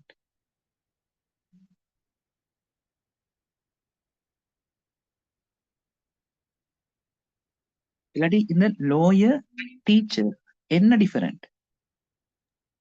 லோயர் லைசன்ஸ் வச்சிருக்கிறார்கள் மட்டும்தான் சொல்லி வரும். டீச்சிங் எல்லாரும் செய்யணும். விலங்கில்ல, திரும்ப ஒருக்கா சொல்லுங்க. டீச்சிங் எல்லாரும் செய்யலாம். லோயர் வந்து ஸ்பெசிபிக் நாலேஜ் இருக்கு. Very good. டீச்சிங்ன்றது இல்லாட்டி டீச்சர்ன்றது யாருக்கு வேணும்னாலும் ஆகிடும். சரியா? டீச்சிங் இல்லாட்டி டீச்சர் யாருக்கும் ஆகிடும். ஆனா லோயர்ஸ் அப்படியேலாம். சரியா? அதுக்கென்று ஒரு knowledge இருக்கணும். knowledge மட்டும் இருந்து போதா, லோயர்ஸுக்கும் லைசன்ஸ் இருக்கு. சரியா? அவங்களுக்கும் லைசன்ஸ் இருக்கு. அப்ப இந்த ப்ரொஃபஷனலுக்கு கீழே வர அவ்வளவு பேர்த்துக்கும் லைசன் என்ற ஒரு விஷயம் வரும். ஏன் அந்த லைசன்ஸ் கொடுக்குறேன்டா, அந்த லைசன்ஸ் இருக்கிற ஆட்கள் மட்டும்தான் அந்த வேலையை செய்யலும். இப்ப லோயருக்கு அவங்களுக்கு லைசன்ஸ் இருந்தா மட்டும்தான் போய்த்து என்ன செய்யலும், வாதாடிலும் கோர்ட்ல. இல்லாட்டி லோயருக்கு சம்பந்தப்பட்ட வேலைகள் செய்யலும் அந்த லைசன்ஸ் இருந்தால் மட்டும்தான். அதே மாதிரிதான் பார்மசிஸ்டும், டாக்டர்ஸும், நர்சஸும், இன்ஜினியர்ஸும் அவங்களுக்கு லைசன்ஸ் கிடைக்கும். சரியா? அப்படி இருந்தா மட்டும்தான் அந்த வேலையை செய்யலும். லைசன்ஸ் இல்லாத ஒரு ஆள் டாக்டர் வேலையோ இல்லாட்டி நர்ஸ் வேலையோ பார்மசிஸ்ட் வேலையோ செஞ்சா அது ஒரு ஒஃபென்ஸ். சரியா? தண்டனைக்குரிய குற்றம். சரியா? ஸ்ரீலங்காலையும் இந்த ரூல் வர வர ஸ்ட்ரிக்ட் ஆகிட்டு வருது. எத்தனைக்கும் என்ன செய்யலாம், டாக்டர்ஸ் இல்லாத இன்னொருத்தர், லைசன் இல்லாத இன்னொருத்தர் பிரெஸ்கிரைப் பண்ணவோ டயக்னோஸ் பண்ணவோ ஏலாம். அது எப்படி மேலா தானே. ஆனா ஸ்ரீலங்கால நடக்கிற விஷயம், பார்மசிஸ்ட் இல்லாத ஆட்களும் பார்மசியை ஓபன் பண்ணி ரன் பண்ணி கொண்டு போறது. அதை கொஞ்சம் கொஞ்சமா ஸ்ட்ரிக்ட் பண்ணிட்டு வராங்க. இப்பயும் ரூல்ல இருக்கிறது தான் என்னன்னா, ஒரு பார்மசி ரன் பண்ணணும்னா கட்டாயம் அந்த பார்மசில பார்மசிஸ்ட், ரெஜிஸ்டர்ட் பார்மசிஸ்ட் ஒரு ஆள் கட்டாயம் இருக்கும். எங்களோட ஊர்ல டவுன்ல இருக்கிற பார்மசி என்றாலும் அதுகளுக்கு கட்டாயம் பார்மசிஸ்ட் ஒரு ஆள் இருக்கணும்ன்றது இலங்கையிட சட்டம்.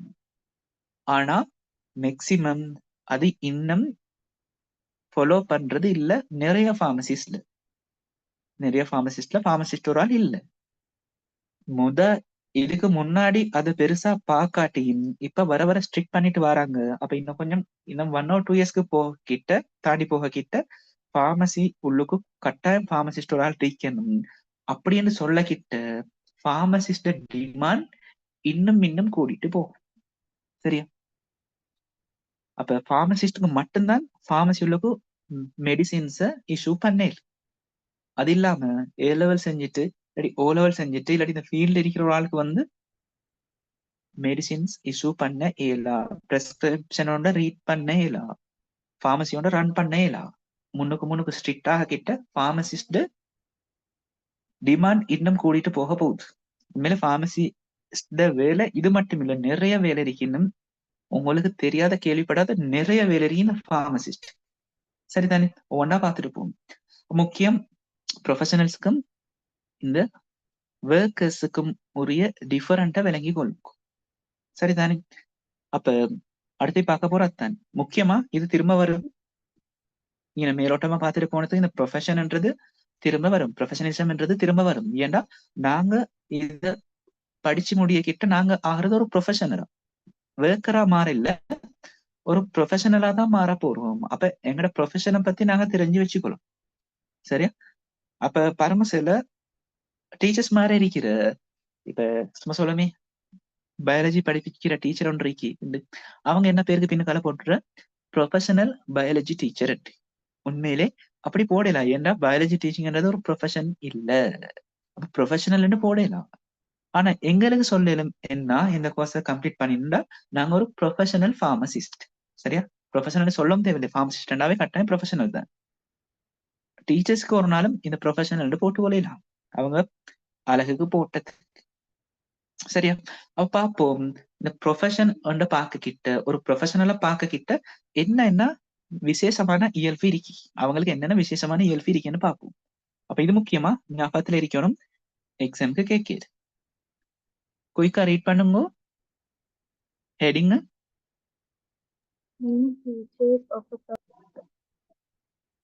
Main features of a profession. First one என்ன?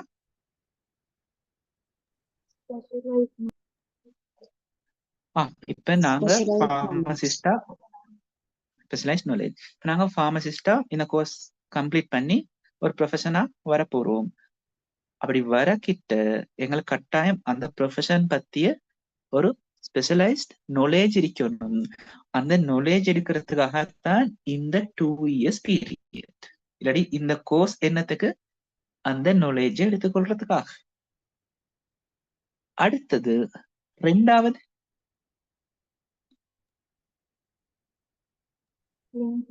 lengthy training. இதுல நீங்க என்ன விளங்கி விடுறீங்க? இப்ப முதலாவது பாயிண்ட் ஸ்பெஷலைஸ் knowledge என்றதால எனக்கு விளங்குது அந்த ஃபீல்ட் பத்திய ஸ்பெஷல் knowledge எங்களுக்கு இருக்கணும். சரியா? அந்த ஃபீல்ட் பத்தியா எல்லாத்த பத்தியும் இல்ல, ஃபீல்ட் பத்திய ஸ்பெஷல் knowledge ஒன்று இருக்கணும். அது விளங்கி கொள்ளையிலும் எல்லாத்துக்கும். இப்ப லென்த் ட்ரைனிங் என்றதால நீங்க என்னத்தை விளங்கி கொள்றீங்க?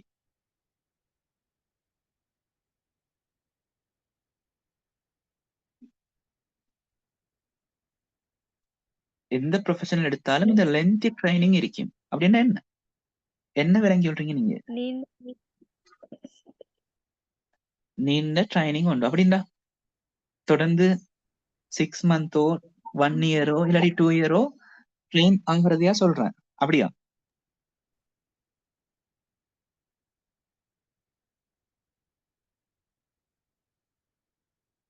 pharmacist அது ஆகின விளங்கல. pharmacist ஆகின பிறகு practice பண்றது.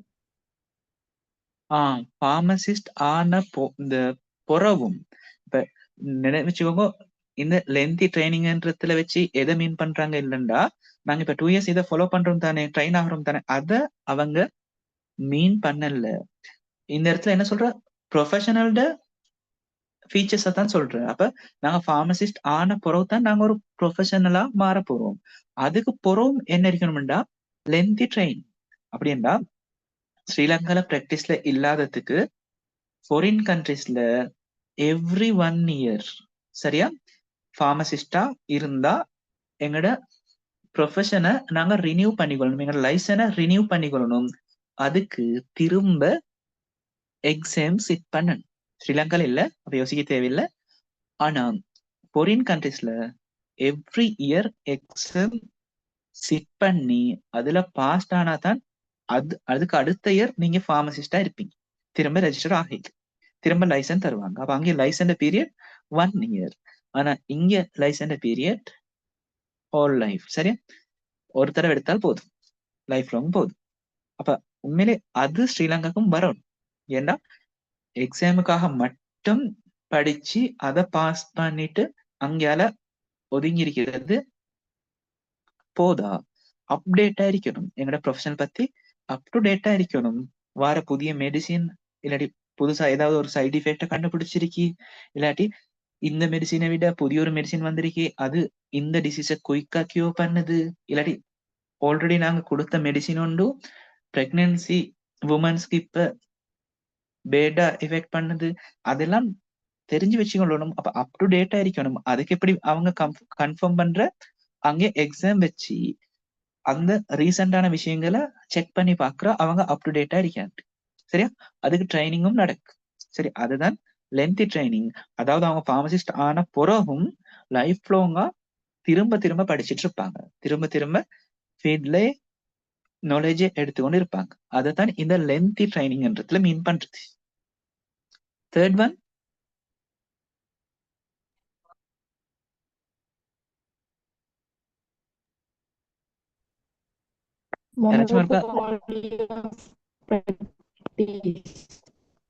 Monopoly of practice. அதால என்ன சொல்ல வராங்க?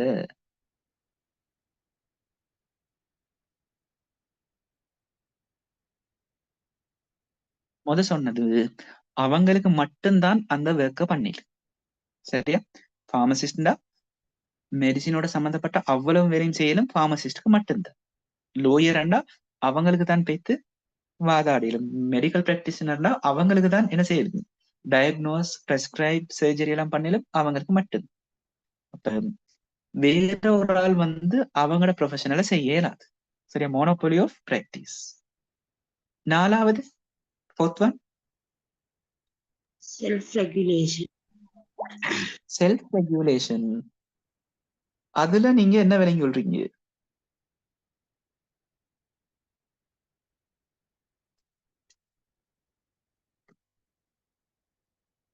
செல்ஃப் ரெகுலேஷன் அதுல நீங்க என்னத்தை விலகி கொள்றீங்க?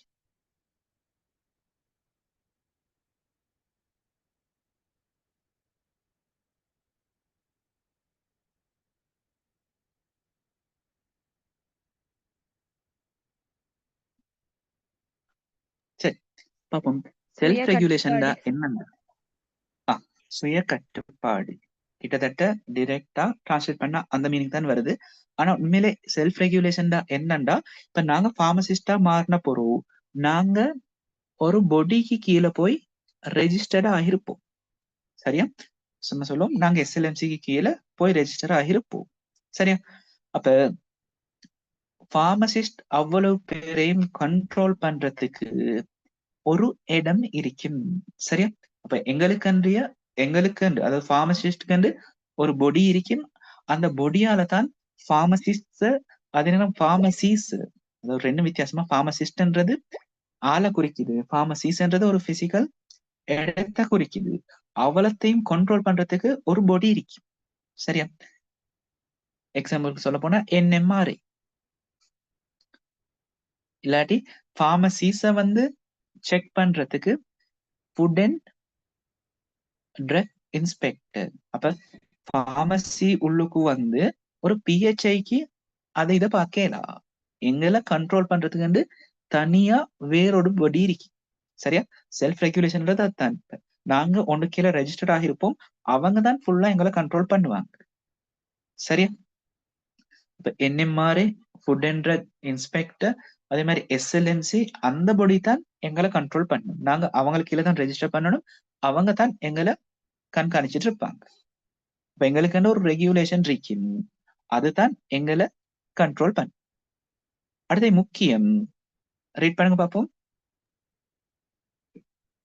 Need a license to practice. அப்ப நாங்க பார்மசிஸ்டா பிராக்டிஸ் பண்ண இல்லாட்டி ஏதாச்சும் ஒரு ப்ரொஃபஷனல் எடுத்துக்கொண்டீங்கன்னா அதுக்கு அந்த ப்ரொஃபஷனலை பிராக்டிஸ் பண்றது கட்டாயம் லைசன்ஸ் ஒன்று இருக்கும். இந்த 4வது விஷயம் திரும்ப ஒருக்கா சொல்றேன் பாருங்க. பார்மசிஸ்ட கண்ட்ரோல் பண்றதுக்கு ஒரு கவுன்சில் இருக்கும்ன்றது எங்களுக்கு புதுசா இருக்காது. ஆனா பிலிம்ஸ்ல பார்த்தா விளங்கும். லோயர் ஒன்று ஏதாச்சும் பிழை செய்ய கிட்ட எதுல வச்சு பார் கவுன்சில வச்சு ரிமூவ் பண்ற சஸ்பெண்ட் பண்ற விஷயங்கள் நிறைய பிலிம்ஸ்ல வரும். அப்ப பாருங்க, லோயர்ஸ் கண்ட்ரோல் பண்றதுக்கு இருக்கிறது பார் கவுன்சில். பார் கவுன்சில் ஒன்று அவங்க தான் லைசன்ஸை கொடுக்குற. ஏதாச்சும் பிழை செய்ய கிட்ட பிரச்சனை வர கிட்ட ஒன்று லைசன்ஸை கேன்சல் பண்ணோம் மேலும் சஸ்பெண்ட் பண்ணோம் மேலும் பார் கவுன்சில வச்சு அவரை ரிமூவ் பண்ணோம் மேலும். அது மாதிரிதான் இப்ப எங்களுக்கும் லைசன்ஸ் தந்து எங்களை கண்ட்ரோல் பண்றது ஒரு பொடி இருக்கு, அதான் SLMC. அவங்க எங்களை கண்ட்ரோல்ல வச்சுக்கொள்வாங்க. ஏதாச்சும் நாங்க பிழைகள் செய்ய கிட்ட அவங்க எங்க லைசன்ஸை கேன்சல் பண்ணுவாங்க, இல்லாட்டி எங்களுக்கு ஃபைன் பண்றதுனாலும் அவங்க தான் செய்ய போறோம். நார்மலா அடுத்தடுத்த கடைக்கு PHI அடுத்தடுத்த ஷாப்புக்கு PHI செய்யற மாதிரி PHIக்கு பார்மசி சொல்லுக்கு எந்த விஷயமும் செய்யல. சரியா? அவங்களுக்கு அந்த பவர் இல்லை. அப்ப ஞாபகம் வச்சுக்கோங்க, ஒரு ப்ரொஃபஷன்ஸ் எடுத்தா இந்த ஃபீச்சர்ஸ் இருக்கு. இந்த ஃபீச்சர்ஸ் இருந்தா தான் அதுக்கு ப்ரொஃபஷன் சொல்ல. இத ஜொப்புக்கும் எங்களுக்கு சொல்லலாம். சரியா? 1-2 சரி வர மாதிரி இருக்கும், ஆனா உண்மையை பார்த்தா சரி வராது இந்த ஃபீச்சர்ஸ் ஜொப்புக்கு. சரி, அடுத்த ஸ்லைடுக்கு போவோம். ஆல்ரெடி இதை நாங்க ஓரியன்டேஷன்லயே சொல்லணும். என்னாலும் குயிக்கா இன்னொருக்கா பார்த்துட்டு போவோம். குயிக்கா ஒரு ஆள் ரீட் பண்ணுங்க பாப்போம்.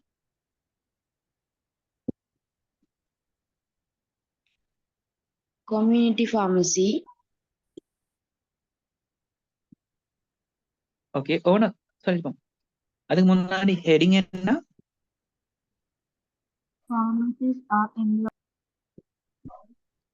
எம்ப்ளாய்ட் இன் அப்படின்னா எங்கெங்கெல்லாம் பார்மசிஸ்ட் ஒர்க் பண்ணலும் இல்லாட்டி எங்கெங்கெல்லாம் அவரோட பங்கு இருக்க போகுது. முதலாவது எங்களை எல்லாத்துக்கும் தெரிஞ்ச ஆகும் பேசிக்கான இடம்.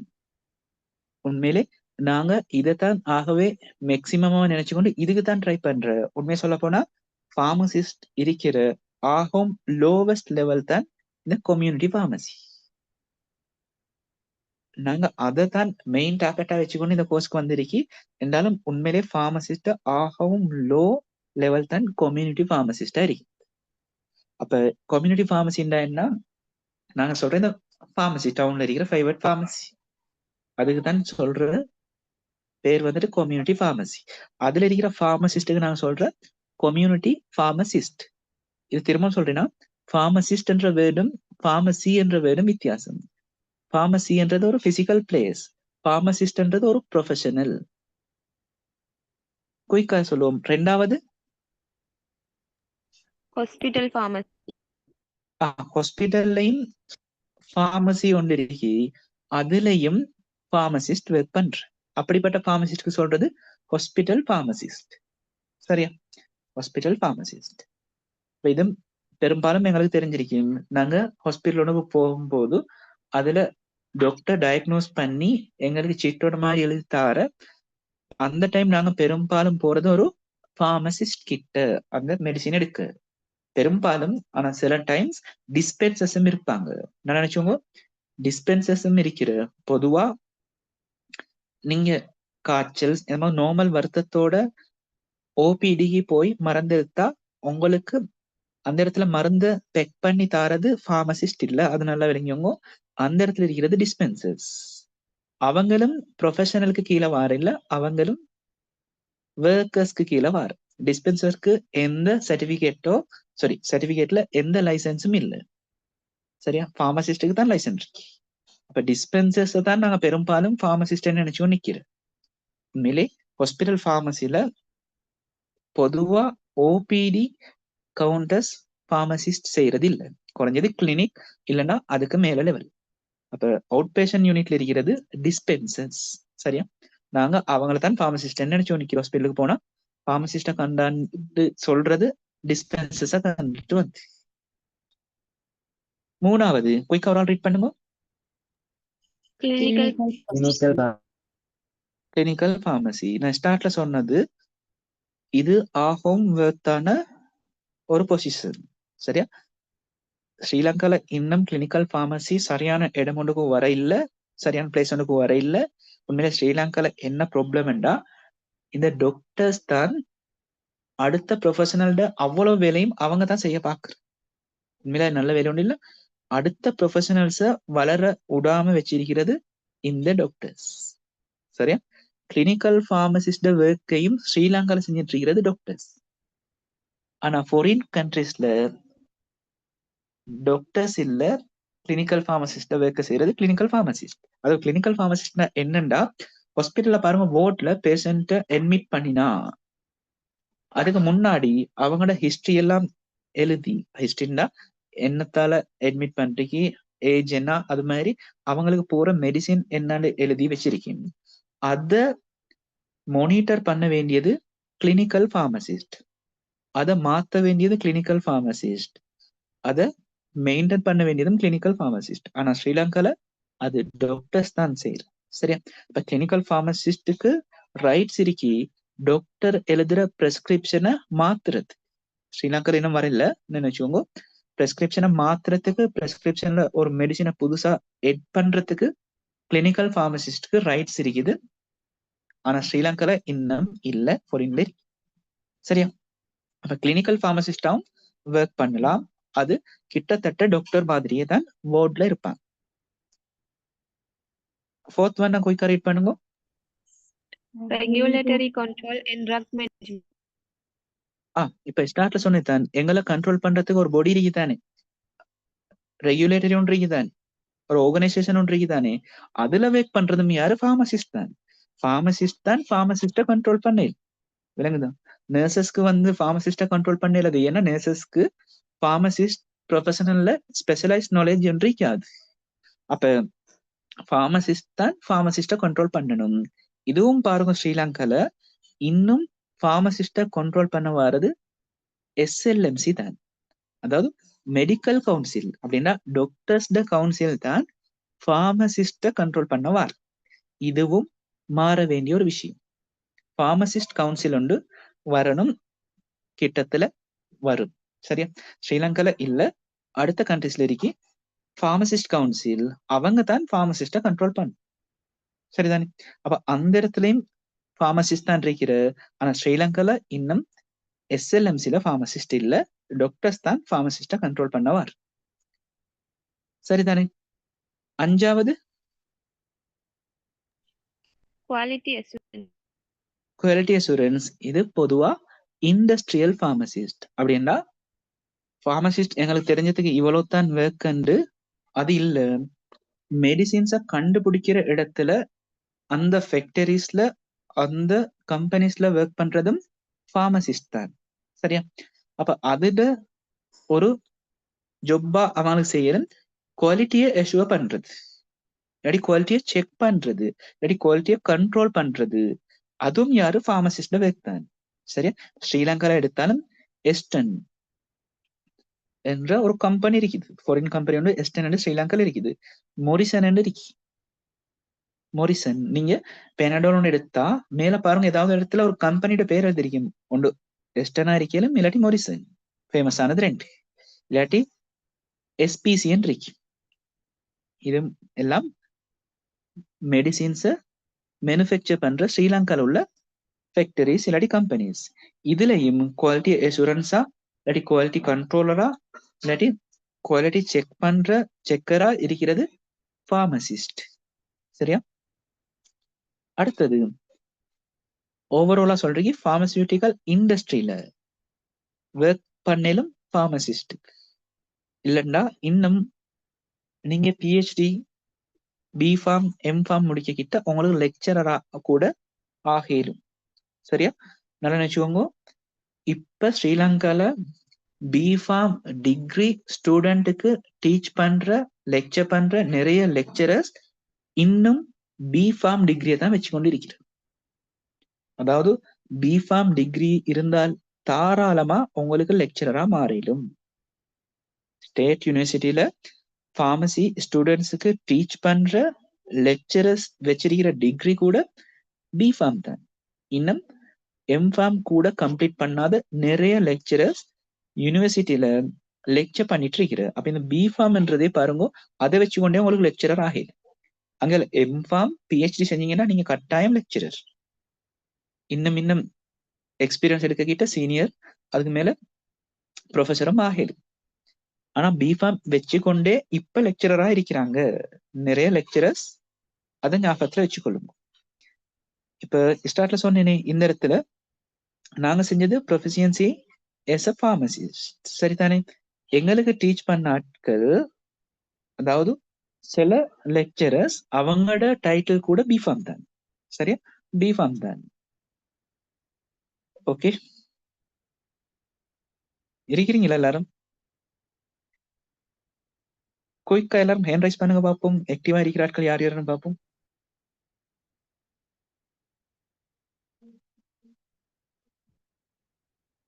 குயிக்கா எல்லாரும் ஹேண்ட் ரைஸ் பண்ணுங்க பார்ப்போம். ஹேண்ட் ரைஸ் பண்ணாத ஆட்கள் நான் சொல்றது கேட்காம இருக்கிற, இல்லாட்டி போன எங்கேயாச்சும் வச்சுட்டு போயிருக்கிறேன்னு அர்த்தம்.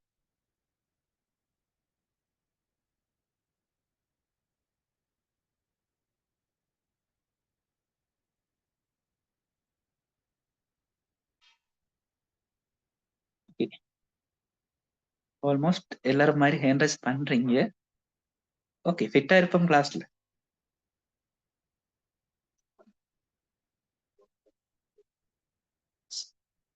அது இல்லாம இன்னும் சில இடங்கள் தந்திருக்கு எங்கெங்கெல்லாம் ஃபார்மசிஸ்ட் ஒர்க் பண்றது. சரிதானே? அதுக்கு முன்னாடி திரும்ப ஒருக்கா சொல்லிட்டு வரும். ஆரம்பத்திலே சொன்னதுதான், உங்களுக்கு இன்னும் டாக்டர் என்ற ஃபைனல் ஸ்டேஜுக்கு இப்ப போறதுக்கு கூட சான்சஸ் இருக்கு. சரியா? இதுக்கு ஏதோ நடந்து உங்களோட சான்ஸ இல்லாமக்குறது ஏதோ நடந்து ஏ லெவல்ல என்னமோ ஏதோ ஒரு பிரச்சனையால உங்களோட ரிசல்ட்ஸ் குறைஞ்ச மோசமாகின. ஆனா இப்பயும் சான்சஸ் இருக்கு. டாக்டரை விட ஹையர் பொசிஷனுக்கு போறதுக்கு நிறைய சான்சஸ் இருக்கு. இது செஞ்சுட்டு போறதுக்கு அவ்வளவு மட்டும் சான்சஸ் இருக்கு.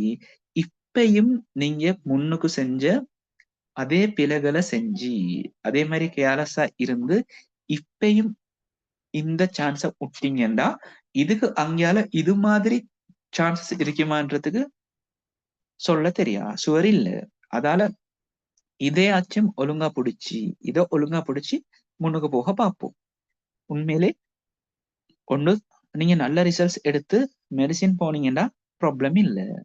இல்லாம ஓரளவு ரிசல்ட்ஸ் எடுத்து இல்லாட்டி ஓரளவு ரிசல்ட்ஸ் எடுத்து ஹெல்த் கோர்சஸ் ஏதாச்சுக்கும், அதாவது எலைட் ஹெல்த் சயின்ஸ் வருமே, அதுக்கு கீழே வர கோர்சஸ்க்கு போனீங்கன்னாலும் பரவாயில்லை.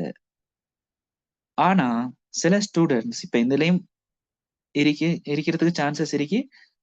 டாக்டர்ஸ் அதாவது எம்பிபிஎஸ்க்கும் செலக்ட் ஆகல, எலைட் ஹெல்த் சயின்ஸ்க்கும் செலக்ட் ஆகாம அடுத்தடுத்த கோர்சஸ் செஞ்சுட்டு இருக்கிற பிள்ளைங்க. உண்மையிலே அவங்க சம்டைம் விருப்பம் இல்லாம கூட அந்த டிகிரியை செஞ்சு கொண்டு இருக்கிறதுக்கு சான்சஸ் இருக்கு, நிறைய சான்சஸ் இருக்கு. உண்மையிலே அந்த ஸ்டூடெண்ட்ஸ்க்கே தெரியா அவங்க படிக்கிறது ஏன் படிக்கிறேன். மெடிக்கல் ஸ்டூடெண்ட்ஸ்க்கு அப்படி இருக்க சான்ஸ் இல்லை, ஏன்னா அவங்க படிக்கிறது அவ்வளவு அவங்க யூஸ் பண்ண போறேன். எலைட் ஹெல்த் சயின்ஸ்ல உள்ள ஸ்டூடெண்ட்ஸும் அப்படித்தான், அவங்க படிக்கிறது எல்லாம் அவங்க யூஸ் பண்ண போறேன். ஆனா இதுக்கு கீழே வர நிறைய கோர்சஸ் இருக்கு, படிக்கிறது ஒன்றுமே படிச்சு முன்னதுக்கு போறோம், யூஸ் பண்றது இல்ல, யூஸ் பண்றது குறவு. உண்மையிலே யூனிவர்சிட்டி என்ட்ரன்ஸ் கிடைக்காத பிள்ளைகள் இந்த கோர்ஸ் கிடைக்கலன்றத நினைச்சு சந்தோஷப்படுங்க. உண்மையிலே கிட்டத்தட்ட 3 years 4 years ஏன்னு தெரியாம படிக்கிற ஒரு காலம். மெடிசின் போனா ப்ராப்ளம் இல்ல, எலைட் ஹெல்த் சயின்ஸ் போனாலும் ப்ராப்ளம் இல்ல, அதுக்கு கீழே இருக்கிற நிறைய கோர்சஸ் ஏன் படிக்கிறேன்னு தெரியாம படிக்கிற. அதுக்கு நீங்க ஒருவேளை செலக்ட் ஆகலன்னா உண்மையிலே சந்தோஷப்படுங்க. உங்களுக்கு இந்த கோர்ஸை வச்சு உண்மையிலே இந்த கோர்சஸை விட ஹையர் பொசிஷனுக்கு போகிடு.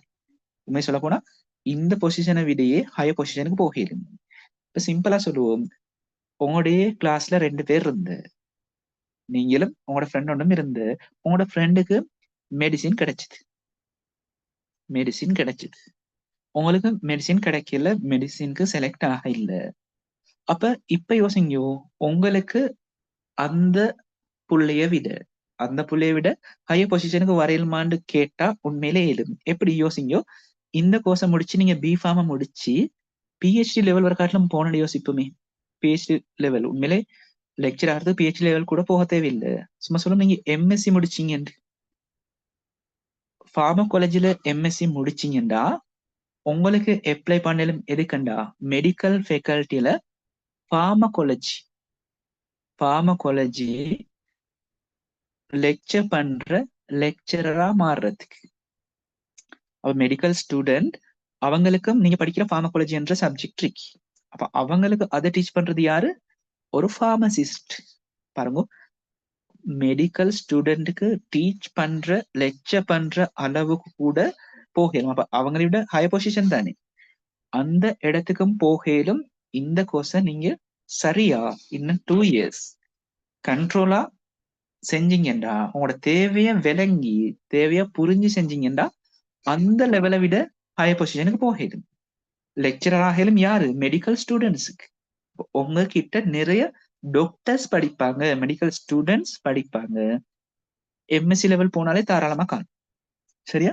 இன்னும் ஒரு இன்ட்ரெஸ்டிங் விஷயம், இவ்வளவு மெடிக்கல் ஃபேக்கல்ட்டி இருந்ததுக்கு ஃபார்மகாலஜி கட்டாயம் எல்லாரும் படிக்கணும் தானே, எல்லாம் மெடிக்கல் ஸ்டூடெண்ட்ஸும் படிக்கணும். ஸ்ரீலங்கால இதுவரையும் ஃபார்மகாலஜில பிஹெச்டி முடிச்ச ஆட்கள் 2 பேர் தான் இருக்கு. ஃபார்மகாலஜில பிஹெச்டி முடிச்ச ஆட்கள் 2 பேர். அப்ப யோசிங்க, இந்த 2 பேர் ஸ்ரீலங்கால இருக்கிற எல்லா யூனிவர்சிட்டிலையும் போய் மெடிக்கல் ஸ்டூடெண்ட்ஸ்க்கு ஃபார்மகாலஜி படிச்சு கொடுக்க இயலுமா? இயலாதே, பாசிபிள் இல்ல. அந்த 2 பிஹெச்டி ப்ரொஃபசர்ஸும் இருக்கிற கொலம்பு யூனிவர்சிட்டியில மட்டும். அப்ப அடுத்த யூனிவர்சிட்டியில மெடிக்கல் ஸ்டூடெண்ட்டுக்கு ஃபார்மகாலஜி லெக்சர் பண்றது எம்எஸ்சி இல்லைண்டா பிஃபார்ம். விளங்குதா? அப்ப பாருங்க, இது 2 முடிச்சாலே உங்களுக்கு அவங்களை விட ஹையர் பொசிஷனுக்கு போகிடு. அப்ப இன்னும் நீங்க விட தேவையில்லை, இனியும் அவங்களை விட முன்னுக்கும் ஹையர் பொசிஷனுக்கு போகிடு. இத சரியா கம்ப்ளீட் பண்ணி கொண்டீங்கடா. சரி, யோசிங்க, நீங்க வெளியில போய் ஏ லெவல் செஞ்சிருந்தீங்கடா, அங்க 1 monthக்கு எவ்வளவு காஸ்ட் ஆகுமோ, உண்மையை சொல்ல போனா இந்த கோர்ஸ் அதை விட குறைவா தான் காஸ்ட் ஆகும் போகுது. எவ்வளவு பெரிய ஹையர் பொசிஷனுக்கு போகிடும். எல்லாத்தையும் யோசிச்சு இன்னும் இந்த 2 years மட்டும் தானே கஷ்டப்பட்டு மெனக்கட்டு படிச்சீங்கன்னா நல்ல பொசிஷனுக்கு போகலாம். உங்களோட எய்ம சின்னதா வச்சு வளவானம், லைசன்ஸ் மட்டும் எடுத்தா போதும் என்று அதை தாண்டி இன்னும் நிறைய ஹையர் லெவலுக்கு போகிடும். அடுத்த பாப்போம் குயிக்கா. இந்த 2 years நாங்க இந்த கோர்ஸ்ல மெயினா படிக்கிற சப்ஜெக்ட்ஸ். சரியா? அப்ப இந்த டியூட்டுக்கு ஒரு மெயின் சப்ஜெக்ட்ன்ற இந்த ஹெடிங் போடலாம், இந்த எந்த ஹெடிங்கும் போடலாம். அதனாலதான் நார்மலா இன்ட்ரோடக்ஷன் போட்டு இனி நீங்க பாக்குற ஒவ்வொரு டியூட்லையும் ஒவ்வொரு பிடிஎஃப்லையும் இப்ப நாங்க படிக்கிற சப்ஜெக்ட் உள்ளுக்கும் ஏதாச்சும் ஒரு சப்ஜெக்ட் கீழே வரப்போகுது. அப்ப நீங்க என்ன செய்யணும், நார்மலா ஒரு ஹாஃப் சீட்டோ எப்போ சீட்டோன்னு எடுத்து மெயின் சப்ஜெக்ட் ஒரு பாக்ஸ் ஒன்று மாதிரி ரைட் பண்ணி கொள்றோம். நாங்க பாக்குற மெயின் சப்ஜெக்ட்ஸ் இப்படி பாக்ஸ்ல மேல ஹெடிங் மாதிரி எழுதி கொண்டு அதுக்கு கீழே வர பிடிஎஃப் இல்லாட்டி பிடிஎஃப் டாபிக்க எழுதி கொள்றோம். சரியா? அப்ப இந்த கோர்ஸ் முடிய கிட்ட உங்களுக்கு விளக்கும் இந்த மெயின் சப்ஜெக்ட் கீழே எத்தனை சப்ஜெக்ட் படித்தீங்க இல்லாட்டி சப்ஜெக்ட்ஸ டைட்டில்ஸ பாத்தீங்கன்னு கடைசியா ஃபைனலா ஒரு ஐடியா எடுக்கலும். சரிதானே? இல்லண்டா ஒவ்வொரு டியூட்டா சேர கிட்ட இது எந்த சப்ஜெக்ட் கீழே வருதுன்ற ஐடியா கூட இல்லண்டா போக போக கஷ்டமா. சரியா? இப்பவே ஒவ்வொன்றா பார்த்துட்டு போவோம். அது ஒவ்வொரு டியூட்டை நாங்க ஸ்டார்ட் பண்ணிக்கிட்டே மெயின் சப்ஜெக்ட் எதுக்கு கீழே வருதுன்ற ஐடியாவோட போனா ஈஸி. சரிதானே? குயிக்கா பார்ப்போம். சொல்லுங்க, முதலாவது எங்களோட மெயின் சப்ஜெக்ட் என்ன? Pharmaceutics. ஃபார்மசியூட்டிக்ஸ். எங்களோட எக்ஸாம் பேஸ் பண்ணி பார்ப்போமே. இந்த 100 மார்க்ஸ்ல கிட்டத்தட்ட 30 to 40 மார்க்ஸ் இந்த ஃபார்மசியூட்டிக்ஸ் மட்டும் வச்சு வரப்போகுது. ஃபார்மசியூட்டிக்ஸ் மட்டும் 30 to 40 மார்க்ஸ் வரப்போகுது இந்த மெயின் சப்ஜெக்ட்ல இருந்து மட்டும். கிட்டத்தட்ட நீங்க ஃபார்மசியூட்டிக்ஸ் மட்டும் படிச்சாலே ஒரு 100க்கு 35 மார்க்ஸ் மட்டும் ஸ்கோர் பண்ணிக்கொள்ள இருக்கு. சரியா? அப்ப இந்த ஃபார்மசியூட்டிக்ஸ் கீழே என்ன படிக்கிறேன்டா மெயினா டோசேஜ் ஃபார்ம்ஸ பத்தி படிக்க போறோம். இப்ப டோசேஜ் ஃபார்ம்னா என்னன்னு தெரியா, அடுத்தடுத்த ஸ்லைட் வர கிட்ட இந்த டோசேஜ் ஃபார்ம்ன்றது என்னன்னு விளக்கும். இப்ப உங்களுக்கு இந்த ஸ்லைட்ல என்ன விளங்கினா போதும், எங்களுக்கு ஒரு மெயின் சப்ஜெக்ட் இருக்கு, அது பேர் தானே என்ன, ஃபார்மசியூட்டிக்ஸ். சொல்றீங்களா? டோசேஜ் ஃபார்ம் என்றா என்னன்னு சிம்பிளா ஒரு ஐடியா சொல்லுவோமே, இந்த பிக்சர்ல இருக்கிறது. அதாவது எங்களுக்கு வார மெடிசின் எந்தெந்த ஃபார்ம்ல இருக்குது அதுதான் நாங்க டோசேஜ் ஃபார்ம்னு சொல்றோம். இப்ப எக்ஸாம்பிளுக்கு நாங்க சில மெடிசின்ஸ் எடுக்கிற கேப்சியூல் ஃபார்ம்ல இருக்கு. மெடிசின் தானே, எந்த ஃபார்ம்ல இருக்கு, கேப்சியூல் ஃபார்ம்ல இருக்கு. அப்ப கேப்சியூல்ன்றது ஒரு டோசேஜ் ஃபார்ம். அடுத்து நார்மலா நிறைய மெடிசின்ஸ் இருக்குன்னா டேப்லெட் ஃபார்ம். டேப்லெட் ஃபார்ம்ல தானே நிறைய இருக்கு. அப்ப அதுக்கு நாங்க என்ன சொல்றோம், டேப்லெட் டோசேஜ் ஃபார்ம். சிலது பாட்டில்ஸ்ல சிறப்பா இருக்க போகுது, அப்ப சிறப்புன்றது இன்னொரு டோசேஜ் ஃபார்ம். சரியா? அப்படி மெடிசின் எந்தெந்த வடிவத்துல எல்லாம் இருக்குது அதை பத்தி படிக்கிறது தான் இந்த ஃபார்மசியூட்டிக்ஸ். சரியா? அப்படி இருக்கிற வடிவங்களுக்கு நாங்க சொல்ற பேர் தான் டோசேஜ் ஃபார்ம். கிளியரா?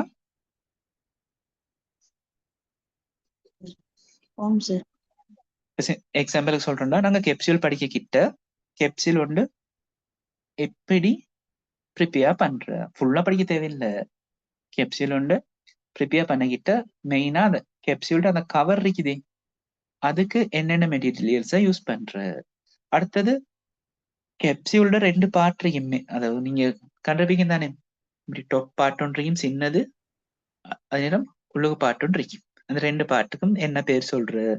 அடுத்தது இந்த கேப்சியூலோட டைப்ஸ் என்ன, அதுல அட்வான்டேஜஸ் என்ன, டிஸ்அட்வான்டேஜஸ் என்ன. இப்ப சும்மா சொல்லும் டேப்லெட்டோட ஒப்பிடக்கிட்ட கேப்சூலோட உள்ள அட்வான்டேஜஸ் நன்மை எல்லாம் என்னென்ன, அதே நேரம் என்னென்ன தீமை. சும்மா சொல்லுங்களேன், டேப்லெட்டுக்கும் கேப்சூலுக்கும் என்ன நன்மை சொல்லிடும். டேப்லெட்டை விட கேப்சூல் நல்ல ஏதாச்சும் ஒரு நன்மை உங்களுக்கு இப்ப யோசிச்சு சொல்ல மாதிரி இருக்குமா?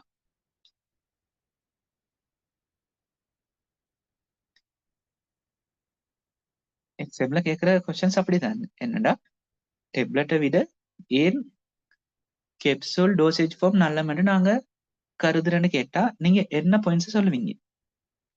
அதத்தான் அக்யூரேட் டோசேஜ் ஃபார்ம். அது பவுடர்ஸை விட சொல்லிடும். அடுத்து பாருங்க, சில மெடிசின்ஸ் இருக்குது எங்களுக்கு குடிக்கலாம், என்ன சுவையா இருக்கும், என்ன டேஸ்டா இருக்கும், சரியான பீட்டர் டேஸ்டா இருக்கும், கசப்பா இருக்கும். அப்ப அந்த மெடிசினை நாங்க டெப்லெட்டா எடுக்கிறதுக்கு அந்த டேப்லெட்டை யோசிக்கிறேன் ஃபுல்லா நொறுக்கி தூளாக்கி அந்த தூளை கெப்சியூல்ல வச்சு குடிக்கிட்டா அந்த கசப்பு எங்களுக்கு விளங்குமா? அந்த பீட்டர் டேஸ்ட் எங்களுக்கு ஃபீல் ஆகுமா? அப்ப என்ன செய்யலும்? ஒன்று அந்த டேஸ்ட மாஸ்க் பண்ணிடும், பீட்டர் டேஸ்ட மாஸ்க் பண்ணிடும், அந்த கசப்பு சுவையை மாஸ்க் பண்ணி மறைச்சி எங்களுக்கு குடிக்கலும். அப்ப கன்வீனியன்ட். சரியா? பேஷண்ட் கம்ப்ளைண்ட்ஸ் கூடும். அதாவது பேஷண்ட்ஸ் விருப்பத்தோடு எடுப்பாங்க, கசப்பண்டா குடிக்கிறதுக்கு விருப்பப்பட மாட்டாங்க. ஸ்பெஷலா யாரு? சில்ட்ரன், சின்னாட்கள் கசப்புண்டா குடிக்கிறதுக்கு விருப்பப்படாது. ஆனா இப்படி மாஸ்க் பண்ணி மறைச்சு கொடுத்தா அந்த கசப்பு விலங்கு இல்லைன்னா குடிப்பாங்க. அப்ப அதை விட இந்த டேப்லெட்டுக்கும் பார்க்க சிரப்ட என்ன நன்மைன்னு கேட்டா இன்னும் சொல்லலும். சிரப்ல கட்டாயம் எதை சேர்த்திருப்பாங்க? பொதுவா சுகரை சேர்த்திருப்பாங்க. அப்பயும் என்ன நடக்கும்? கசப்பு சுவை இல்லாம போகும். சின்ன பிள்ளைகள் சில்ட்ரன் விரும்பி எடுப்பாங்க. பேஷண்ட் கம்ப்ளைண்ட்ஸ் கூடும், பேஷண்ட் விருப்பம் கூடும். அப்ப அது மாதிரி நிறைய பார்மசியூட்டிக்ஸ்ல இருக்கிறது. யோசிச்சு அந்த இடத்துல ஆன்சர் எழுதுறது, யோசிச்சு அந்த இடத்துல ஆன்சர் எழுதுறது தான் பார்மசியூட்டிக்ஸ்ல கூடிய இருக்கிறது. இப்ப ஈஸியா 30 to 40 மார்க்ஸ் ஸ்கோர் பண்ணேலும் ஓரளவு நாலேஜ் இருந்தா. சரியா? யோசிச்சு எழுதுறது தான் இந்த பார்மசியூட்டிக்ஸ்ல இருக்கு. முதலாவது சப்ஜெக்ட். ரெண்டாவது main subject Pharmacology. Pharmacology. Already சொன்னது, இதே சப்ஜெக்ட் மெடிக்கல் ஸ்டூடெண்ட்ஸும் படிப்பாங்க. கிட்டத்தட்ட அவங்க 1 or 2 செமஸ்டர்ஸ் தான் படிப்பாங்க. அதாவது ஒரு செமஸ்டர்னா 6 மாசம்.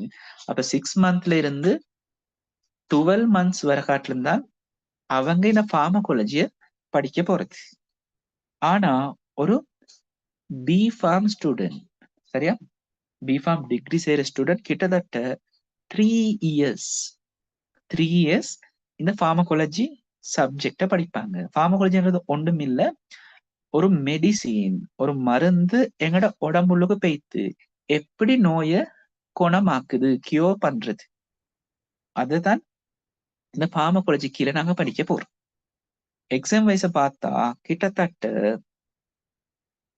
50 to 60% கொஸ்டின்ஸ் பார்மகாலஜி கீழே தான் வருது. சிம்பிளா சொல்ல போனா நீங்க பார்மகாலஜி மட்டும் தனியா ஒழுங்கா படிச்சாலே எக்ஸாம் பாஸ் பண்ணிடும். முக்கியம் ரிட்டன் பேப்பர் சொல்றது, இந்த percentage written paper. Written paper clear பண்றதுக்கு உங்களுக்கு பார்மகாலஜியும் பார்மசியூட்டிக்ஸும் மட்டும் இருந்தாலே தாராளம். அவ ஏன் நாங்க அடுத்த சப்ஜெக்ட் படிக்கிறேன்டா, எங்களுக்கு ஒஸ்பி வைவாவை கவர் பண்றதுக்கு தான் நாங்க அடுத்த சப்ஜெக்ட் படிக்கிற. எக்ஸாம் வைஸ் சொல்ல போனா ஆனா உண்மையிலே எல்லாம் தெரிஞ்சாதான் எங்களுக்கு ப்ராக்டிஸ் பண்ணிடும். ஏன்னா இந்த கோர்ஸ் முடிய ஒரு ப்ரொஃபஷனலா தானே ஆக போறோம். அப்ப அத நாங்க ப்ராக்டிஸ் பண்றோம்னா எல்லாம் பத்திய நாலேஜ் தெரிஞ்சிருக்கணும். சரியா?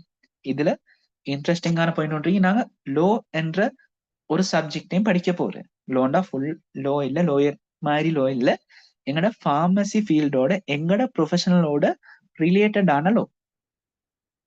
எக்ஸாம்பிளா சொல்றேன்டா, பார்மசி ஓபன் பண்றதுக்கும் நிறைய சட்டம் இருக்கு. எந்தெந்த மாதிரி இடங்கள்ல ஓபன் பண்ணேலும், எந்தெந்த மாதிரி இடங்கள்ல ஓபன் பண்ணேலாம். ஒரு டவுன்ல ஒரு பார்மசி இருக்கேன்டா, அந்த பார்மசில இருந்து எவ்வளவு தூரத்துல இன்னொரு பார்மசியை ஓபன் பண்ணேலும். தப்பி தவறி நீங்க ஒரு மெடிசினை மாத்தி கொடுத்தீங்கன்னா உங்களுக்கு என்ன நடக்க போகுது, அதெல்லாம் நாங்க லோக்கு கீழே படிக்க போறோம். சரியா? அப்ப எங்கட ப்ரொஃபஷனலோட சம்பந்தப்பட்ட லோவை மட்டும் படிக்க போறோம், எல்லா லோவும் இல்ல. சரிதானே? அப்ப குயிக்கா ரைட் பண்ணுங்க பாப்போம். பார்மகாலஜி என்றா என்ன? How medicines work and are processed by the body. ரெண்டு விஷயம் படிக்க போற பார்மகாலஜி கீழே. ஒன்று மெடிசின் எங்கட உடம்புல எப்படி ஒர்க் ஆகுது, சரியா? அடுத்தது எங்கட உடம்பு அந்த மெடிசினுக்கு என்ன செய்ய போகுது, அதான் ரெண்டாவது தெரியும் பாருங்க. ப்ரொசஸ்ட் பை த பாடி. அதாவது ஒரு மெடிசின் நாங்க எடுத்தா எங்கட உடம்பு அந்த மெடிசினுக்கு என்ன செய்யும். முதலாவது சொன்னது மெடிசின் எங்கட உடம்புக்கு என்ன செய்யும், ரெண்டு வித்தியாசமா. மெடிசின் எங்கட உடம்புக்கு என்ன செய்யும் என்று சொல்றத நாங்க இன்னொரு வேர்ட் சொல்றேன், ஃபார்மகோ டைனமிக்ஸ். டைனமிக்ஸ் இந்த வேர்டை கண்டு பயப்பட தேவையில்ல. ஃபார்மகோ டைனமிக்ஸ்ன்றது நாங்க இன்னொரு தனி லெக்சர்ல படிப்போம். இந்த புதிய புதிய வேர்ட்களை கண்டு பயப்பட தேவையில்லை. அடிக்கடி திரும்ப திரும்ப வரப்போற வேர்ட்கள். அடுத்தது எங்கட உடம்பு மெடிசினுக்கு என்ன செய்யும் சொல்றத நாங்க சொல்ற ஃபார்மகோ கைனெட்டிக்ஸ். அப்ப ஃபார்மகோலஜிக்கல நாங்க மெயினா படிக்கிற இந்த ரெண்டு விஷயம், ஒன்று ஃபார்மகோ டைனமிக்ஸ், அடுத்தது ஃபார்மகோ கைனெட்டிக். ஃபார்மகோ டைனமிக்ஸ்ன்றது மெடிசின் எங்களோட உடம்புக்கு என்ன கிடைக்கும். இப்ப எக்ஸாம்பிளா நான் பெரசிட்டமால் குடிக்கிறேன், பெரசிட்டமால் பேத்து என்ன செஞ்சு எந்த ஃபீவரை குறைக்குது, அதுதான் ஃபார்மகோ டைனமிக்ஸ். அடுத்து ஃபார்மகோ கைனெட்டிக்ஸ் என்றா நான் பெனடோலோண்ட பை ஓரலி, அதாவது வாய் மூலமா உள்ளெடுக்கிறேன், அதுக்கு பிறகு அந்த பெனடோலுக்கு என் உடம்பு என்னென்ன செய்யுது. எக்ஸாம்பிள் சொல்ல போனா ஸ்மால் இன்டெஸ்டைன்ல அதை உடைச்சி, ஸ்மால் இன்டெஸ்டைன்ல ஸ்டொமக்ல இறைப்பையில அதை உடைச்சி தூளா மாத்துறது, அது கரையிறது, சிறுகுடல்ல அகத்துறிஞ்சப்படுறது, லிவருக்கு போறது, ஹார்ட்டுக்கு போறது. அது மாதிரி அந்த மெடிசின் எங்களோட உடம்புல என்ன நடக்க போகுது, அது சொல்றது ஃபார்மகோ கைனெட்டிக்ஸ். இப்ப சிம்பிளா சொன்னதுக்கு இதெல்லாம் ஒவ்வொரு சப்டைட்டிலா ஒவ்வொரு பிடிஎஃப்ல ஒவ்வொரு கிளாஸ்ல நாங்க பார்க்க போற திரும்ப. அப்ப மிச்சம் யோசிக்க தேவையில்லை. இப்ப எனக்கு என்ன தேவை, என்னென்ன சப்ஜெக்ட் நீங்க படிக்கிறீங்கன்னு சொல்றது மட்டும். இப்ப கொஞ்சம் டீப்பா சொல்றேன்டா, திரும்ப அதை படிக்க கிட்ட உங்களுக்கு ஆல்ரெடி நினைவு வரும், இது ஸ்டார்ட் லைன் கொஞ்சமா பார்த்துதானே. சரிதானே? சரி, இப்ப இதுதான் நான் முதல் சொன்னதுதான் இந்த இடத்துல போட்டிருக்கி. ஃபார்மகோலஜி மெடிசின்ல முக்கியமான சப்ஜெக்ட். ஆனா அது டாக்டர்ஸ் கிட்டத்தட்ட 1 இயர் விட குறைவான காலப்பகுதி தான் படிக்கிறேன். சரியா? அப்ப நான் சொல்றது நம்பிக்கை இல்லைன்னா, நீங்க ஒரு மெடிக்கல் ஸ்டூடெண்ட் கிட்ட, செகண்ட் இயர் இல்லாட்டி தேர்ட் இயர் இருக்கிற மெடிக்கல் ஸ்டூடெண்ட் கிட்ட நீங்க இந்த கோர்ஸை முடிச்சுட்டு இல்லாட்டி கொஞ்சம் தூரம் போக கிட்ட உங்களுக்கு மெடிசினை பத்தி ஐடியா வரும் தானே, அந்த மெடிசினை சொல்லி கேளுங்க. அந்த மெடிசின் என்னத்துக்கு எடுக்கிற, அந்த மெடிசின் எப்படி அந்த டிசீஸை கியூர் பண்றேன்னு கேட்டு பாருங்க. சொல்ல மாட்டாங்க. மெடிக்கல் ஃபேக்கல்ட்டில தேர்ட் இயர் இருந்தாலும், அப்ப அவங்க கிட்டத்தட்ட தேர்ட் இயர்ல கடைசியில இருந்து ஃபோர்த் இயர்ல ஃபர்ஸ்ட் செமஸ்டரோட காட்டுல தான் இந்த மெடிசினை பத்தியே படிக்கிறோம். ஆனா பிஃபார்ம்ல இல்லாட்டி இந்த கோர்ஸ்ல நாங்க 2 இயர்ஸுமே மெடிசின்ஸ் தான் படிக்க போற. அப்ப அவங்கள விட ப்ரோட் ஐடியா, ப்ரோட் நாலேஜ் எங்களுக்கு இருக்க போகுது மெடிசின் மேல. சரியா? மெடிசின் பத்தி, மெடிசினை பத்தி படிக்கிறது தான் மெயினா ஃபார்மகோலஜி. மெடிசின் தான் நாங்க ஒரு மெடிசினை எடுத்தா எங்களோட நோயை எப்படி குணப்படுத்துது, அதே நேரம் எங்களோட உடம்பு அந்த மெடிசினுக்கு என்ன செய்யுது. ஃபார்மகோ டைனமிக்ஸ், அடுத்து ஃபார்மகோ கைனெட்டிக்ஸ். மூணாவது குயிக் ஓவரால் ரீட் பண்ணுங்க. Pharmacognosy. ஃபார்மகோக்னசி கீழே உள்ளதையும் ரீட் பண்ணுங்க. The study of medicines or food, drugs, products from natural source such as plant, microbes, and animals. சரியா? அப்ப ஃபார்மகோக்னசில நாங்க என்ன படிக்க போறோம்னா, இப்ப எக்ஸாம்பிள் சொல்லுமே, இந்த இடத்துல பாருங்க, இந்த இடத்துல ஒரு பவுல்ல நிறைய மெடிசின் தந்திருக்கு. சரிதானே? நாங்க படிக்கிறதுல இல்லாட்டி காண்றதுல இல்லாட்டி பார்க்க போற நிறைய மெடிசின் எதுல வச்சு ப்ரிப்பேர் பண்ணிருக்கி, மேனுஃபேக்சர் பண்ணிருக்கி, இல்லாட்டி உற்பத்தி பண்ணிருக்கேன்னு பார்த்தா நிறைய மெடிசின் இருக்குது. என்னத்துலண்டா பிளான்ட்ஸ்ல வச்சு, இல்லண்டா எனிமல்ஸ்ல இருந்து, இல்லண்டா மைக்ரோப்ஸ் நுண்ணங்கிகளை வச்சு உற்பத்தி செய்யற மெடிசின்ஸ் நிறைய இருக்குது. சரியா? எக்ஸாம்பிளுக்கு நாங்க இருக்கிற இன்சுலின். சரியா? இன்சுலின் என்ற மெடிசின் குயிக்கா சொல்லுங்க பார்ப்போம், எதுல வச்சு உற்பத்தி செய்யற? ஏலெவல் பயாலஜி என்றதால தெரிஞ்சிருக்கீங்க. இன்சுலின் எதுல இருந்து? பிளான்ஸா, மைக்ரோப்ஸா, எனிமல்ஸா? தாவரங்களா, விலங்குகளா, நுண்ணங்கிகளா? Microbials. மைக்ரோப். அதாவது நுண்ணங்கிகளை பாவிச்சுதான் எங்களுக்கு தேவையான இன்சுலினை நாங்க உற்பத்தி செஞ்சு கொள்றோம். அப்ப இன்சுலின்ன்றது ஒரு மெடிசின். எங்க வச்சு வருது? எதுல வச்சு உற்பத்தி செஞ்சு கொள்ற? மைக்ரோப்ஸ்ல வச்சு. அது மாதிரி சில மெடிசின் எனிமல்ஸ்ல இருந்து, சில மெடிசின் பிளான்ட்ஸ்ல இருந்து. சரி, மைக்ரோப்ஸ் எனிமல்ஸை விட பிளான்ட்ஸ்ல இருந்து ப்ரிப்பேர் பண்ற மெடிசின் அளவு தான் கூட. சரியா? அப்ப ஹெவி பெயினுக்கு எல்லாம் நாங்க எடுக்கிற கொக்கைன், இதெல்லாம் பேரே தெரிஞ்சிருக்கு. கொக்கைன் எடுக்கிற பெயினுக்கு, வருத்தத்துக்கு. அதுவும் எதுல வச்சு ப்ரிப்பேர் பண்றேன்டா? பொப்பி பிளான்ட்ல வச்சு. சரியா? இந்த இடத்துல பிளான்ட் ஒன்றைக்கு, அந்த பிளான்ட்ல வச்சுதான் கொக்கைனை உற்பத்தி செய்யற. ஆனா என்ன பிரச்சனைடா, இந்த பிளான்ட் எல்லாத்துக்கும் நாட்டேலா. சரியா? நாட்டுனா பிளான் பண்ணேலா, பிளான் பண்ணா அதுவும் ஒரு ஒஃபென்ஸ். சரி, அப்ப அது மாதிரி நிறைய மெடிசின்ஸ் பிளான்ட்ஸ்ல இருந்து, மைக்ரோப்ஸ்ல இருந்து, எனிமல்ஸ்ல இருந்து ப்ரிப்பேர் பண்ற. அப்படி ப்ரிப்பேர் பண்ற அதை பத்தி படிக்கிறது தான் ஃபார்மகோக்னசி. ஃபார்மகோக்னசி மிச்சம் எங்கட கோர்ஸ்ல குறைவா இருக்கிற ஒரு பார்ட். கொஞ்சம் போல படிச்சுக்கொண்டா போதும். அடுத்தது 4வது சப்ஜெக்ட். இது கொஞ்சம் கூடுதலா படிக்கணும் என்றாலும் ஏ லெவல் கெமிஸ்ட்ரி விட ஆகவும் குறைவு. என்றாலும் ஏ லெவல்ல படிச்ச சில விஷயங்கள் வருமா? ஏ லெவல் படிச்ச சில விஷயங்கள் இந்த இடத்துல வரும், பார்மசியூட்டிக்கல் கெமிஸ்ட்ரிக்கு கீழே. கெமிஸ்ட்ரி என்ற கிட்ட உங்களுக்கு திரும்ப திரும்ப சொல்ல தேவையில்லை. ஆல்ரெடி நீங்க கெமிஸ்ட்ரி ஒரு சப்ஜெக்டா செஞ்சிருக்கிறதால ஏ லெவல்ல மெயினான இந்த இடத்துல ஆர்கானிக்கோ இன்ஆர்கானிக்கோ படிக்க போற இல்ல, பேசிக்கான quality and stability aspects of medicine, அதுக்கு கீழே கொஞ்சம் போல பிஹெச் படிக்க போறோம். சரியா?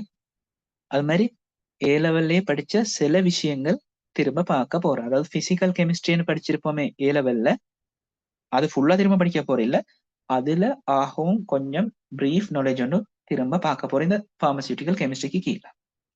சரியா? அடுத்த மெயின், இதுவும் கெமிஸ்ட்ரி கீழே தான் வர மெடிசினல் கெமிஸ்ட்ரி. சரியா? அதுல மெயினா பார்க்க போற மெடிசின் ஸ்ட்ரக்சர்.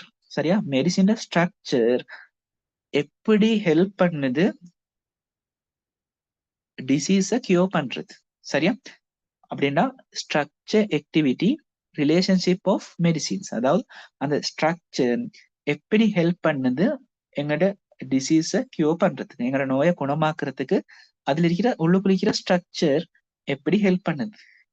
அப்ப எல்லா மெடிசினையும் ஸ்ட்ரக்சர் படிக்க போறோம்னா கேட்டா இல்ல, எங்களுக்கு ஷார்ட் அவுட் பண்ணி தந்திருக்க 10 இல்லாட்டி ஒரு 15 மெடிசின் ஸ்ட்ரக்சர் தெரிஞ்சு வச்சுக்கொள்ளணும். சரியா? அதுவும் வரைகிற அளவுக்கு இல்ல, அத நாங்க பாடமாக்கி எக்ஸாம் எழுதினாலே தாராளம். சரி, உண்மையிலே மெடிசினல் கெமிஸ்ட்ரியும் நாங்க படிக்கிறது எங்கட பிராக்டிஸ்க்காக இல்ல, மெயினா எக்ஸாம பாஸ் பண்றதுக்காக.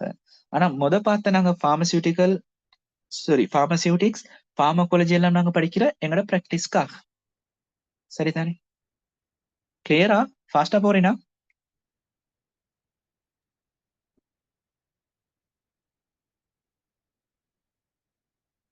செக் பண்ண வானம். ஓகே,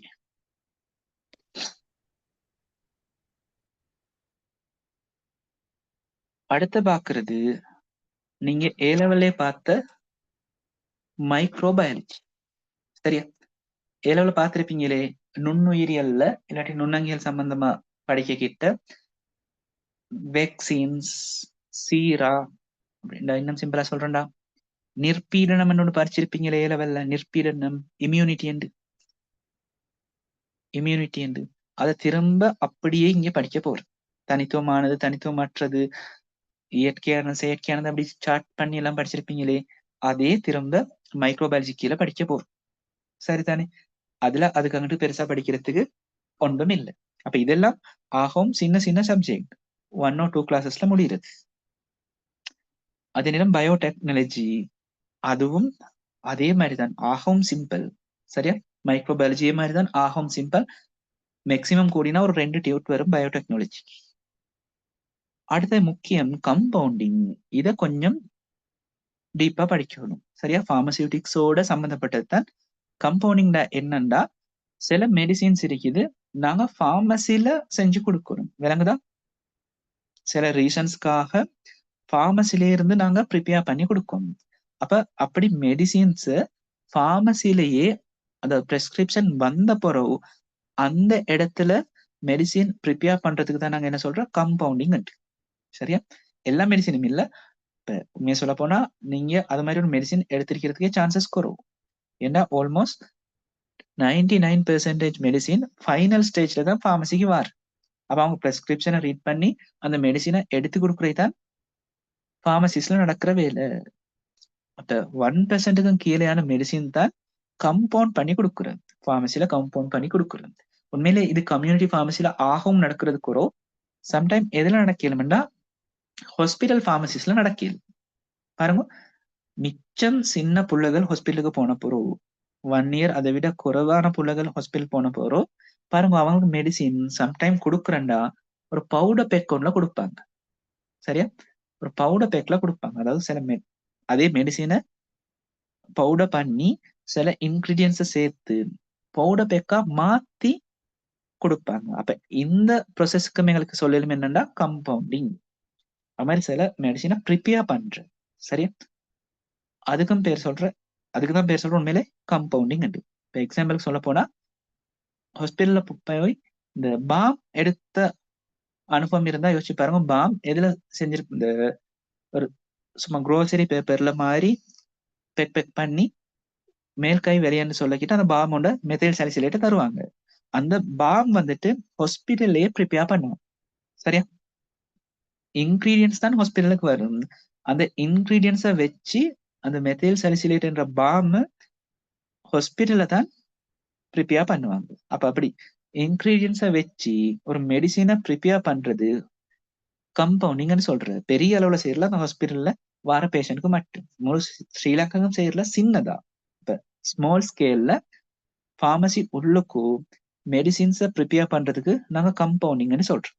அதை பத்தி படிக்கணும், அது கட்டாயம். சரிதான், பார்மசியூட்டிக்ஸ்க்கு கீழே தான் வரப்போகுது இதுவும். அடுத்தது ஃபோரென்சிக் ஃபார்மசி. இதுல தான் நான் சொன்ன லோ படிக்க போறேன்.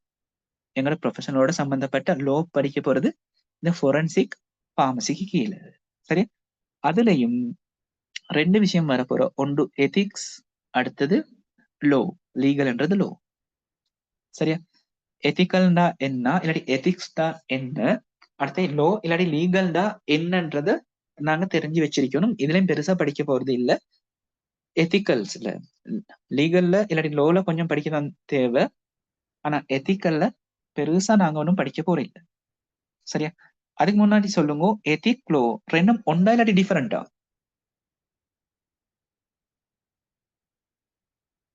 Different. எப்படி டிஃபரன்ஸ்மா?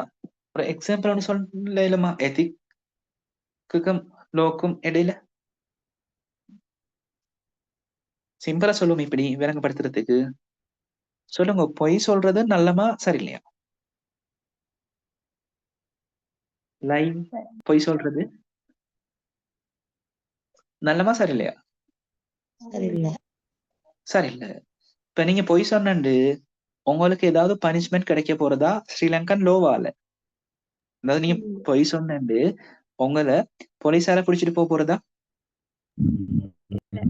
இல்ல. ஃபைன் பண்ண போறா? இல்ல. ஆனா பொய் சொன்னா என்ன மாதிரி இருக்கும்? எங்களோட மனசுக்கு சரியில்லைன்ற மாதிரி இருக்கும் தானே? அது மாதிரி சில விஷயங்கள் இருக்கு. அது செய்யறதால ஃபைனோ பனிஷ்மெண்ட் எதுவும் கிடைக்காது. ஆனா எங்களுக்கு கில்ட்டா ஃபீல் ஆகும். அப்படிப்பட்ட விஷயங்களுக்கு சொல்ற எத்திக்கலோட சம்பந்தப்பட்ட விஷயங்கள் நான் எத்திக்கல்னு சொல்றேன். சரியா, அது செய்யறதால பனிஷ்மெண்ட் கிடைக்காது. ஆனா செய்யறதால கில்ட்டா ஃபீல் பண்ணுவோம். அப்படியேப்பட்ட விஷயங்களுக்கு சொல்ற நான் எத்திக்கல் விஷயம் திங்ஸ் சொல்றேன். ஆனா லீகல் இல்லாட்டி லோக்கு கீழே வாரது இப்ப சும்மா சொல்லுவோம், நீங்க என்ன செய்யற, ஒரு கொலை ஒண்ணு பண்றீங்க, கில் பண்றீங்க, அப்பயும் உங்களை பனிஷ் பண்ணாம இருப்பாங்களா? சொல்லுங்க. கில் பண்ண அவங்க கட்டாயம் என்ன செய்வாங்க? பனிஷ் பண்ணுவாங்க, அரெஸ்ட் பண்ணுவாங்க. அப்ப எதெல்லாம் செய்யக்கிட்ட பனிஷ்மெண்ட் கிடைக்குதோ அதெல்லாம் இது கீழே வரப்போகுதுன்னா லோவுக்கு கீழே. எக்ஸாம்பிள் செய்வோம், சாரி எக்ஸாம்பிளுக்கு சொல்லுவோம். இப்ப நாங்க ஃபார்மசி வந்து ஓபன் பண்ணியாச்சு. நீங்க எக்ஸ்பர்ட் எக்ஸ்பயர்ட் மெடிசின் ஒன்றை இஷ்யூ பண்றீங்க, சொல்லுங்க, அது எத்திக்கலுக்கு கீழே வருமா லீகலுக்கு கீழே வருமா? legal. எக்ஸ்பயர்ட் மெடிசின் ஒன்றை நீங்க இஷ்யூ பண்ணா உங்களுக்கு ஏதாவது பனிஷ்மெண்ட் கிடைக்குமா? கிடைக்கும். கட்டாயம் கிடைக்கும். சம்டைம் லைசன்ஸ் கேன்சல் ஆகிறதுக்கும் சான்சஸ் இருக்கு. அப்ப அது கட்டாயம் எது கீழே வர? லீகலுக்கு கீழே வர. இப்ப சொல்லுவோம், நீங்க ஹாஸ்பிட்டல் ஃபார்மசிஸ்டா மாதிரி ஹாஸ்பிட்டல்ல ப்ராக்டிஸ் பண்ணிட்டு இருக்கீங்க ஃபார்மசிஸ்டா. இப்ப உங்களோட இந்த கியூ ஒன்று இருக்குது, நீட்டமான கியூ ஒன்று இருக்கு. உங்களுக்கு தெரிஞ்ச ஒரு ஆள் ஆகவும் பின்னுக்கு இருக்கிற, அதுக்கு முன்னுக்கு நிறைய பேர் இருக்கிற கியூல, நீங்க இந்த ஆகவும் பின்னுக்கால உள்ளால முன்னுக்கு கூப்பிட்டு அவருக்கு ஸ்டார்ட்ல ஃபர்ஸ்ட்ல மெடிசின் கொடுக்குறீங்க. அப்படி செய்யறதால உங்களுக்கு பனிஷ்மெண்ட் கிடைக்குமா? இல்ல. ஆனா அப்படி செய்யறதால நீங்க என்னத்த ஃபீல் பண்ணுவீங்க? கில்ட் ஃபீல் பண்ணுவீங்களா இல்லையா? அப்ப அது எதுக்கு கீழே வரும்? எத்திக்கலுக்கு கீழே. அப்ப பேசிக்கா அவங்கள்ட்ட எக்ஸாம்பிள் என்ன கேட்பாங்கன்னா, இது மாதிரி சில சினாரியோக்கள் தருவாங்க, சில விஷயங்கள் தந்துட்டு இது எத்திக்கலா லீகலுக்கு கீழே வருதான்னு கேட்பாங்க. அப்ப உங்களுக்கு இதை வச்சே யோசிக்கலும், எது எதெல்லாம் செய்கிட்ட உங்களுக்கு பனிஷ்மெண்ட் கிடைக்குதோ அதெல்லாம் ஒஃபென்ஸ், லோக்கு கீழே வருது, ஒஃபென்ஸ் சொல்ற, குற்றம் என்று சொல்ற. இப்ப இதெல்லாம் குற்றம் என்று சொல்ற இல்ல, ஆனா செய்யறதால எங்களுக்கு கில்ட் ஃபீல் ஆகும். சரியா? கில்ட் ஃபீல் ஆகும். அதுக்கு நாங்க என்ன சொல்றோம்? நான் எத்திக்கல் ஒஃபென்ஸ் சொல்றல, நான் எத்திக்கல்ஸ் சொல்றோம். அப்ப குயிக்கா சொல்லுங்க, இந்த கோர்ஸ்ல என்னென்ன ஹெடிங் பார்க்க போறோம்? முதலாவது மெயின் சப்ஜெக்ட் ஒன்று ஃபார்மசியூட்டிக்ஸ், அதுல டோசேஜ் ஃபார்ம் பத்தி தெளிவா படிக்க போறோம். ரெண்டாவது மெயின் சப்ஜெக்ட் ஃபார்மகாலஜி, அதுல என்ன படிக்க போறோம்? மெடிசின் எப்படி ஒர்க் ஆகுது, சைடு எஃபெக்ட். மெடிசின் உண்மையிலே எங்களோட உடம்புல எப்படி ஒர்க் ஆகுது அதுதான் படிக்க போறோம். அதுக்கு நாங்க சொல்றோம் ஃபார்மகோ டைனமிக்ஸ். அதே நேரம் ஒரு மெடிசின் எடுத்தா எங்களோட உடம்பு அந்த மெடிசினுக்கு என்ன செய்யுது அது சொல்றது ஃபார்மகோ கைனெடிக்ஸ். அடுத்து மூணாவது ஃபார்மகோக்னசில நாங்க என்ன பார்க்க போறோம்? எதிரிலிருந்து மெடிசின் தயாரிப்பு.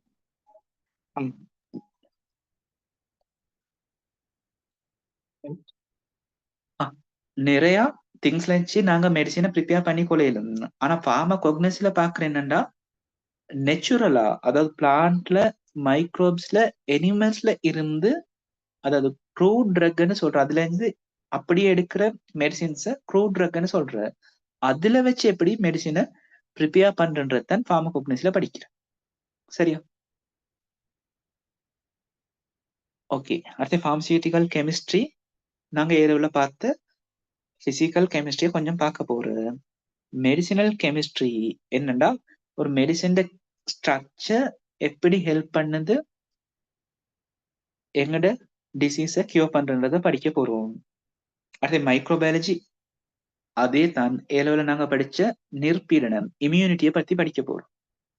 பயோடெக்னாலஜியும் கிட்டத்தட்ட இம்யூனிட்டி மாதிரியே தான், கொஞ்சம் டிஃபரெண்டாக போகுது. அடுத்து கம்பவுண்டிங்னா என்ன, குயிக்கா சொல்லுங்க.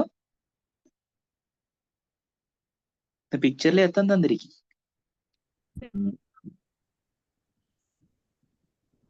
ஒரு பிரெஸ்கிரிப்ஷனை பார்த்து இன்கிரீடியன்ஸை எடுத்து ஃபார்மசி உள்ளால சின்ன அளவுல மெடிசின்ஸை ப்ரிப்பேர் பண்றது தான் கம்பவுண்டிங்னு சொல்றோம். சரியா? அடுத்தது ஃபாரன்சிக் ஃபார்மசில என்னத்தை படிக்க போறோம்? லோ அண்ட் அடுத்த பாட்டு என்ன? லோ அண்ட் எத்திக்ஸை படிக்க போறோம். அப்ப இந்த 9 மெயின் சப்ஜெக்டை தான் படிக்க போறோம். அதுலயும் மெயினா ஃபார்மசியூட்டிக்ஸ், அதே நேரம் ஃபார்மகாலஜியை தான் ஆகும் மெயினா படிக்க போறோம். இதுவும் இல்லாம சின்ன சின்ன சப்ஜெக்ட் வரும், சின்ன சின்ன ஹெடிங்ஸ், அதாவது anatomy, physiology, அதாவது நீங்க A level பயாலஜில படிச்ச அவ்வளவுமே இங்கிலீஷ் மீடியத்துல வரும். இப்போ பயப்பட தேவையில்ல, பயாலஜி ஃபுல்லா வருமாண்டு இல்ல. நாங்க anatomy, physiology படிச்சதே 5th unit A levelல பயாலஜில, அது மட்டும் இங்கிலீஷ் மீடியத்துல வரப்போகுது. அவ்வளவே அவ்வளவுதான். ஹார்ட்டை பத்தி நீங்க ஏ லெவல்ல படிச்சிருப்பீங்க. அதே இந்த இடத்துல இங்கிலீஷ்ல படிக்க போற. அவ்வளவு உண்மையில சொல்ல போனா அதை விட நோட்ஸ் ஆகவும் குறைப்பு. அதுக்கு நீங்க ரிசோர்ஸ் புக் இங்கிலீஷ் மீடியத்துல டவுன்லோட் பண்ணி ரீட் பண்ணினாலே தாராளமா போதும். ஓகே, அப்ப நெக்ஸ்ட் கிளாஸ், அதாவது டுமாரோ ஓவர்வியூ ஆஃப் மெடிசின்ஸை படிப்போம். இன்னைக்கு நாங்க ஃபார்மசி கோர்ஸ் என்ன, அது ஃபார்மசிஸ்ட் பத்தி என்னென்ன படிக்க போறோம்ன்றது தானே மெயினா பார்த்தோம். நாளைக்கு மெயினா மெடிசின்ஸை பத்தி படிக்க போறோம். சரி, ஓகேயா?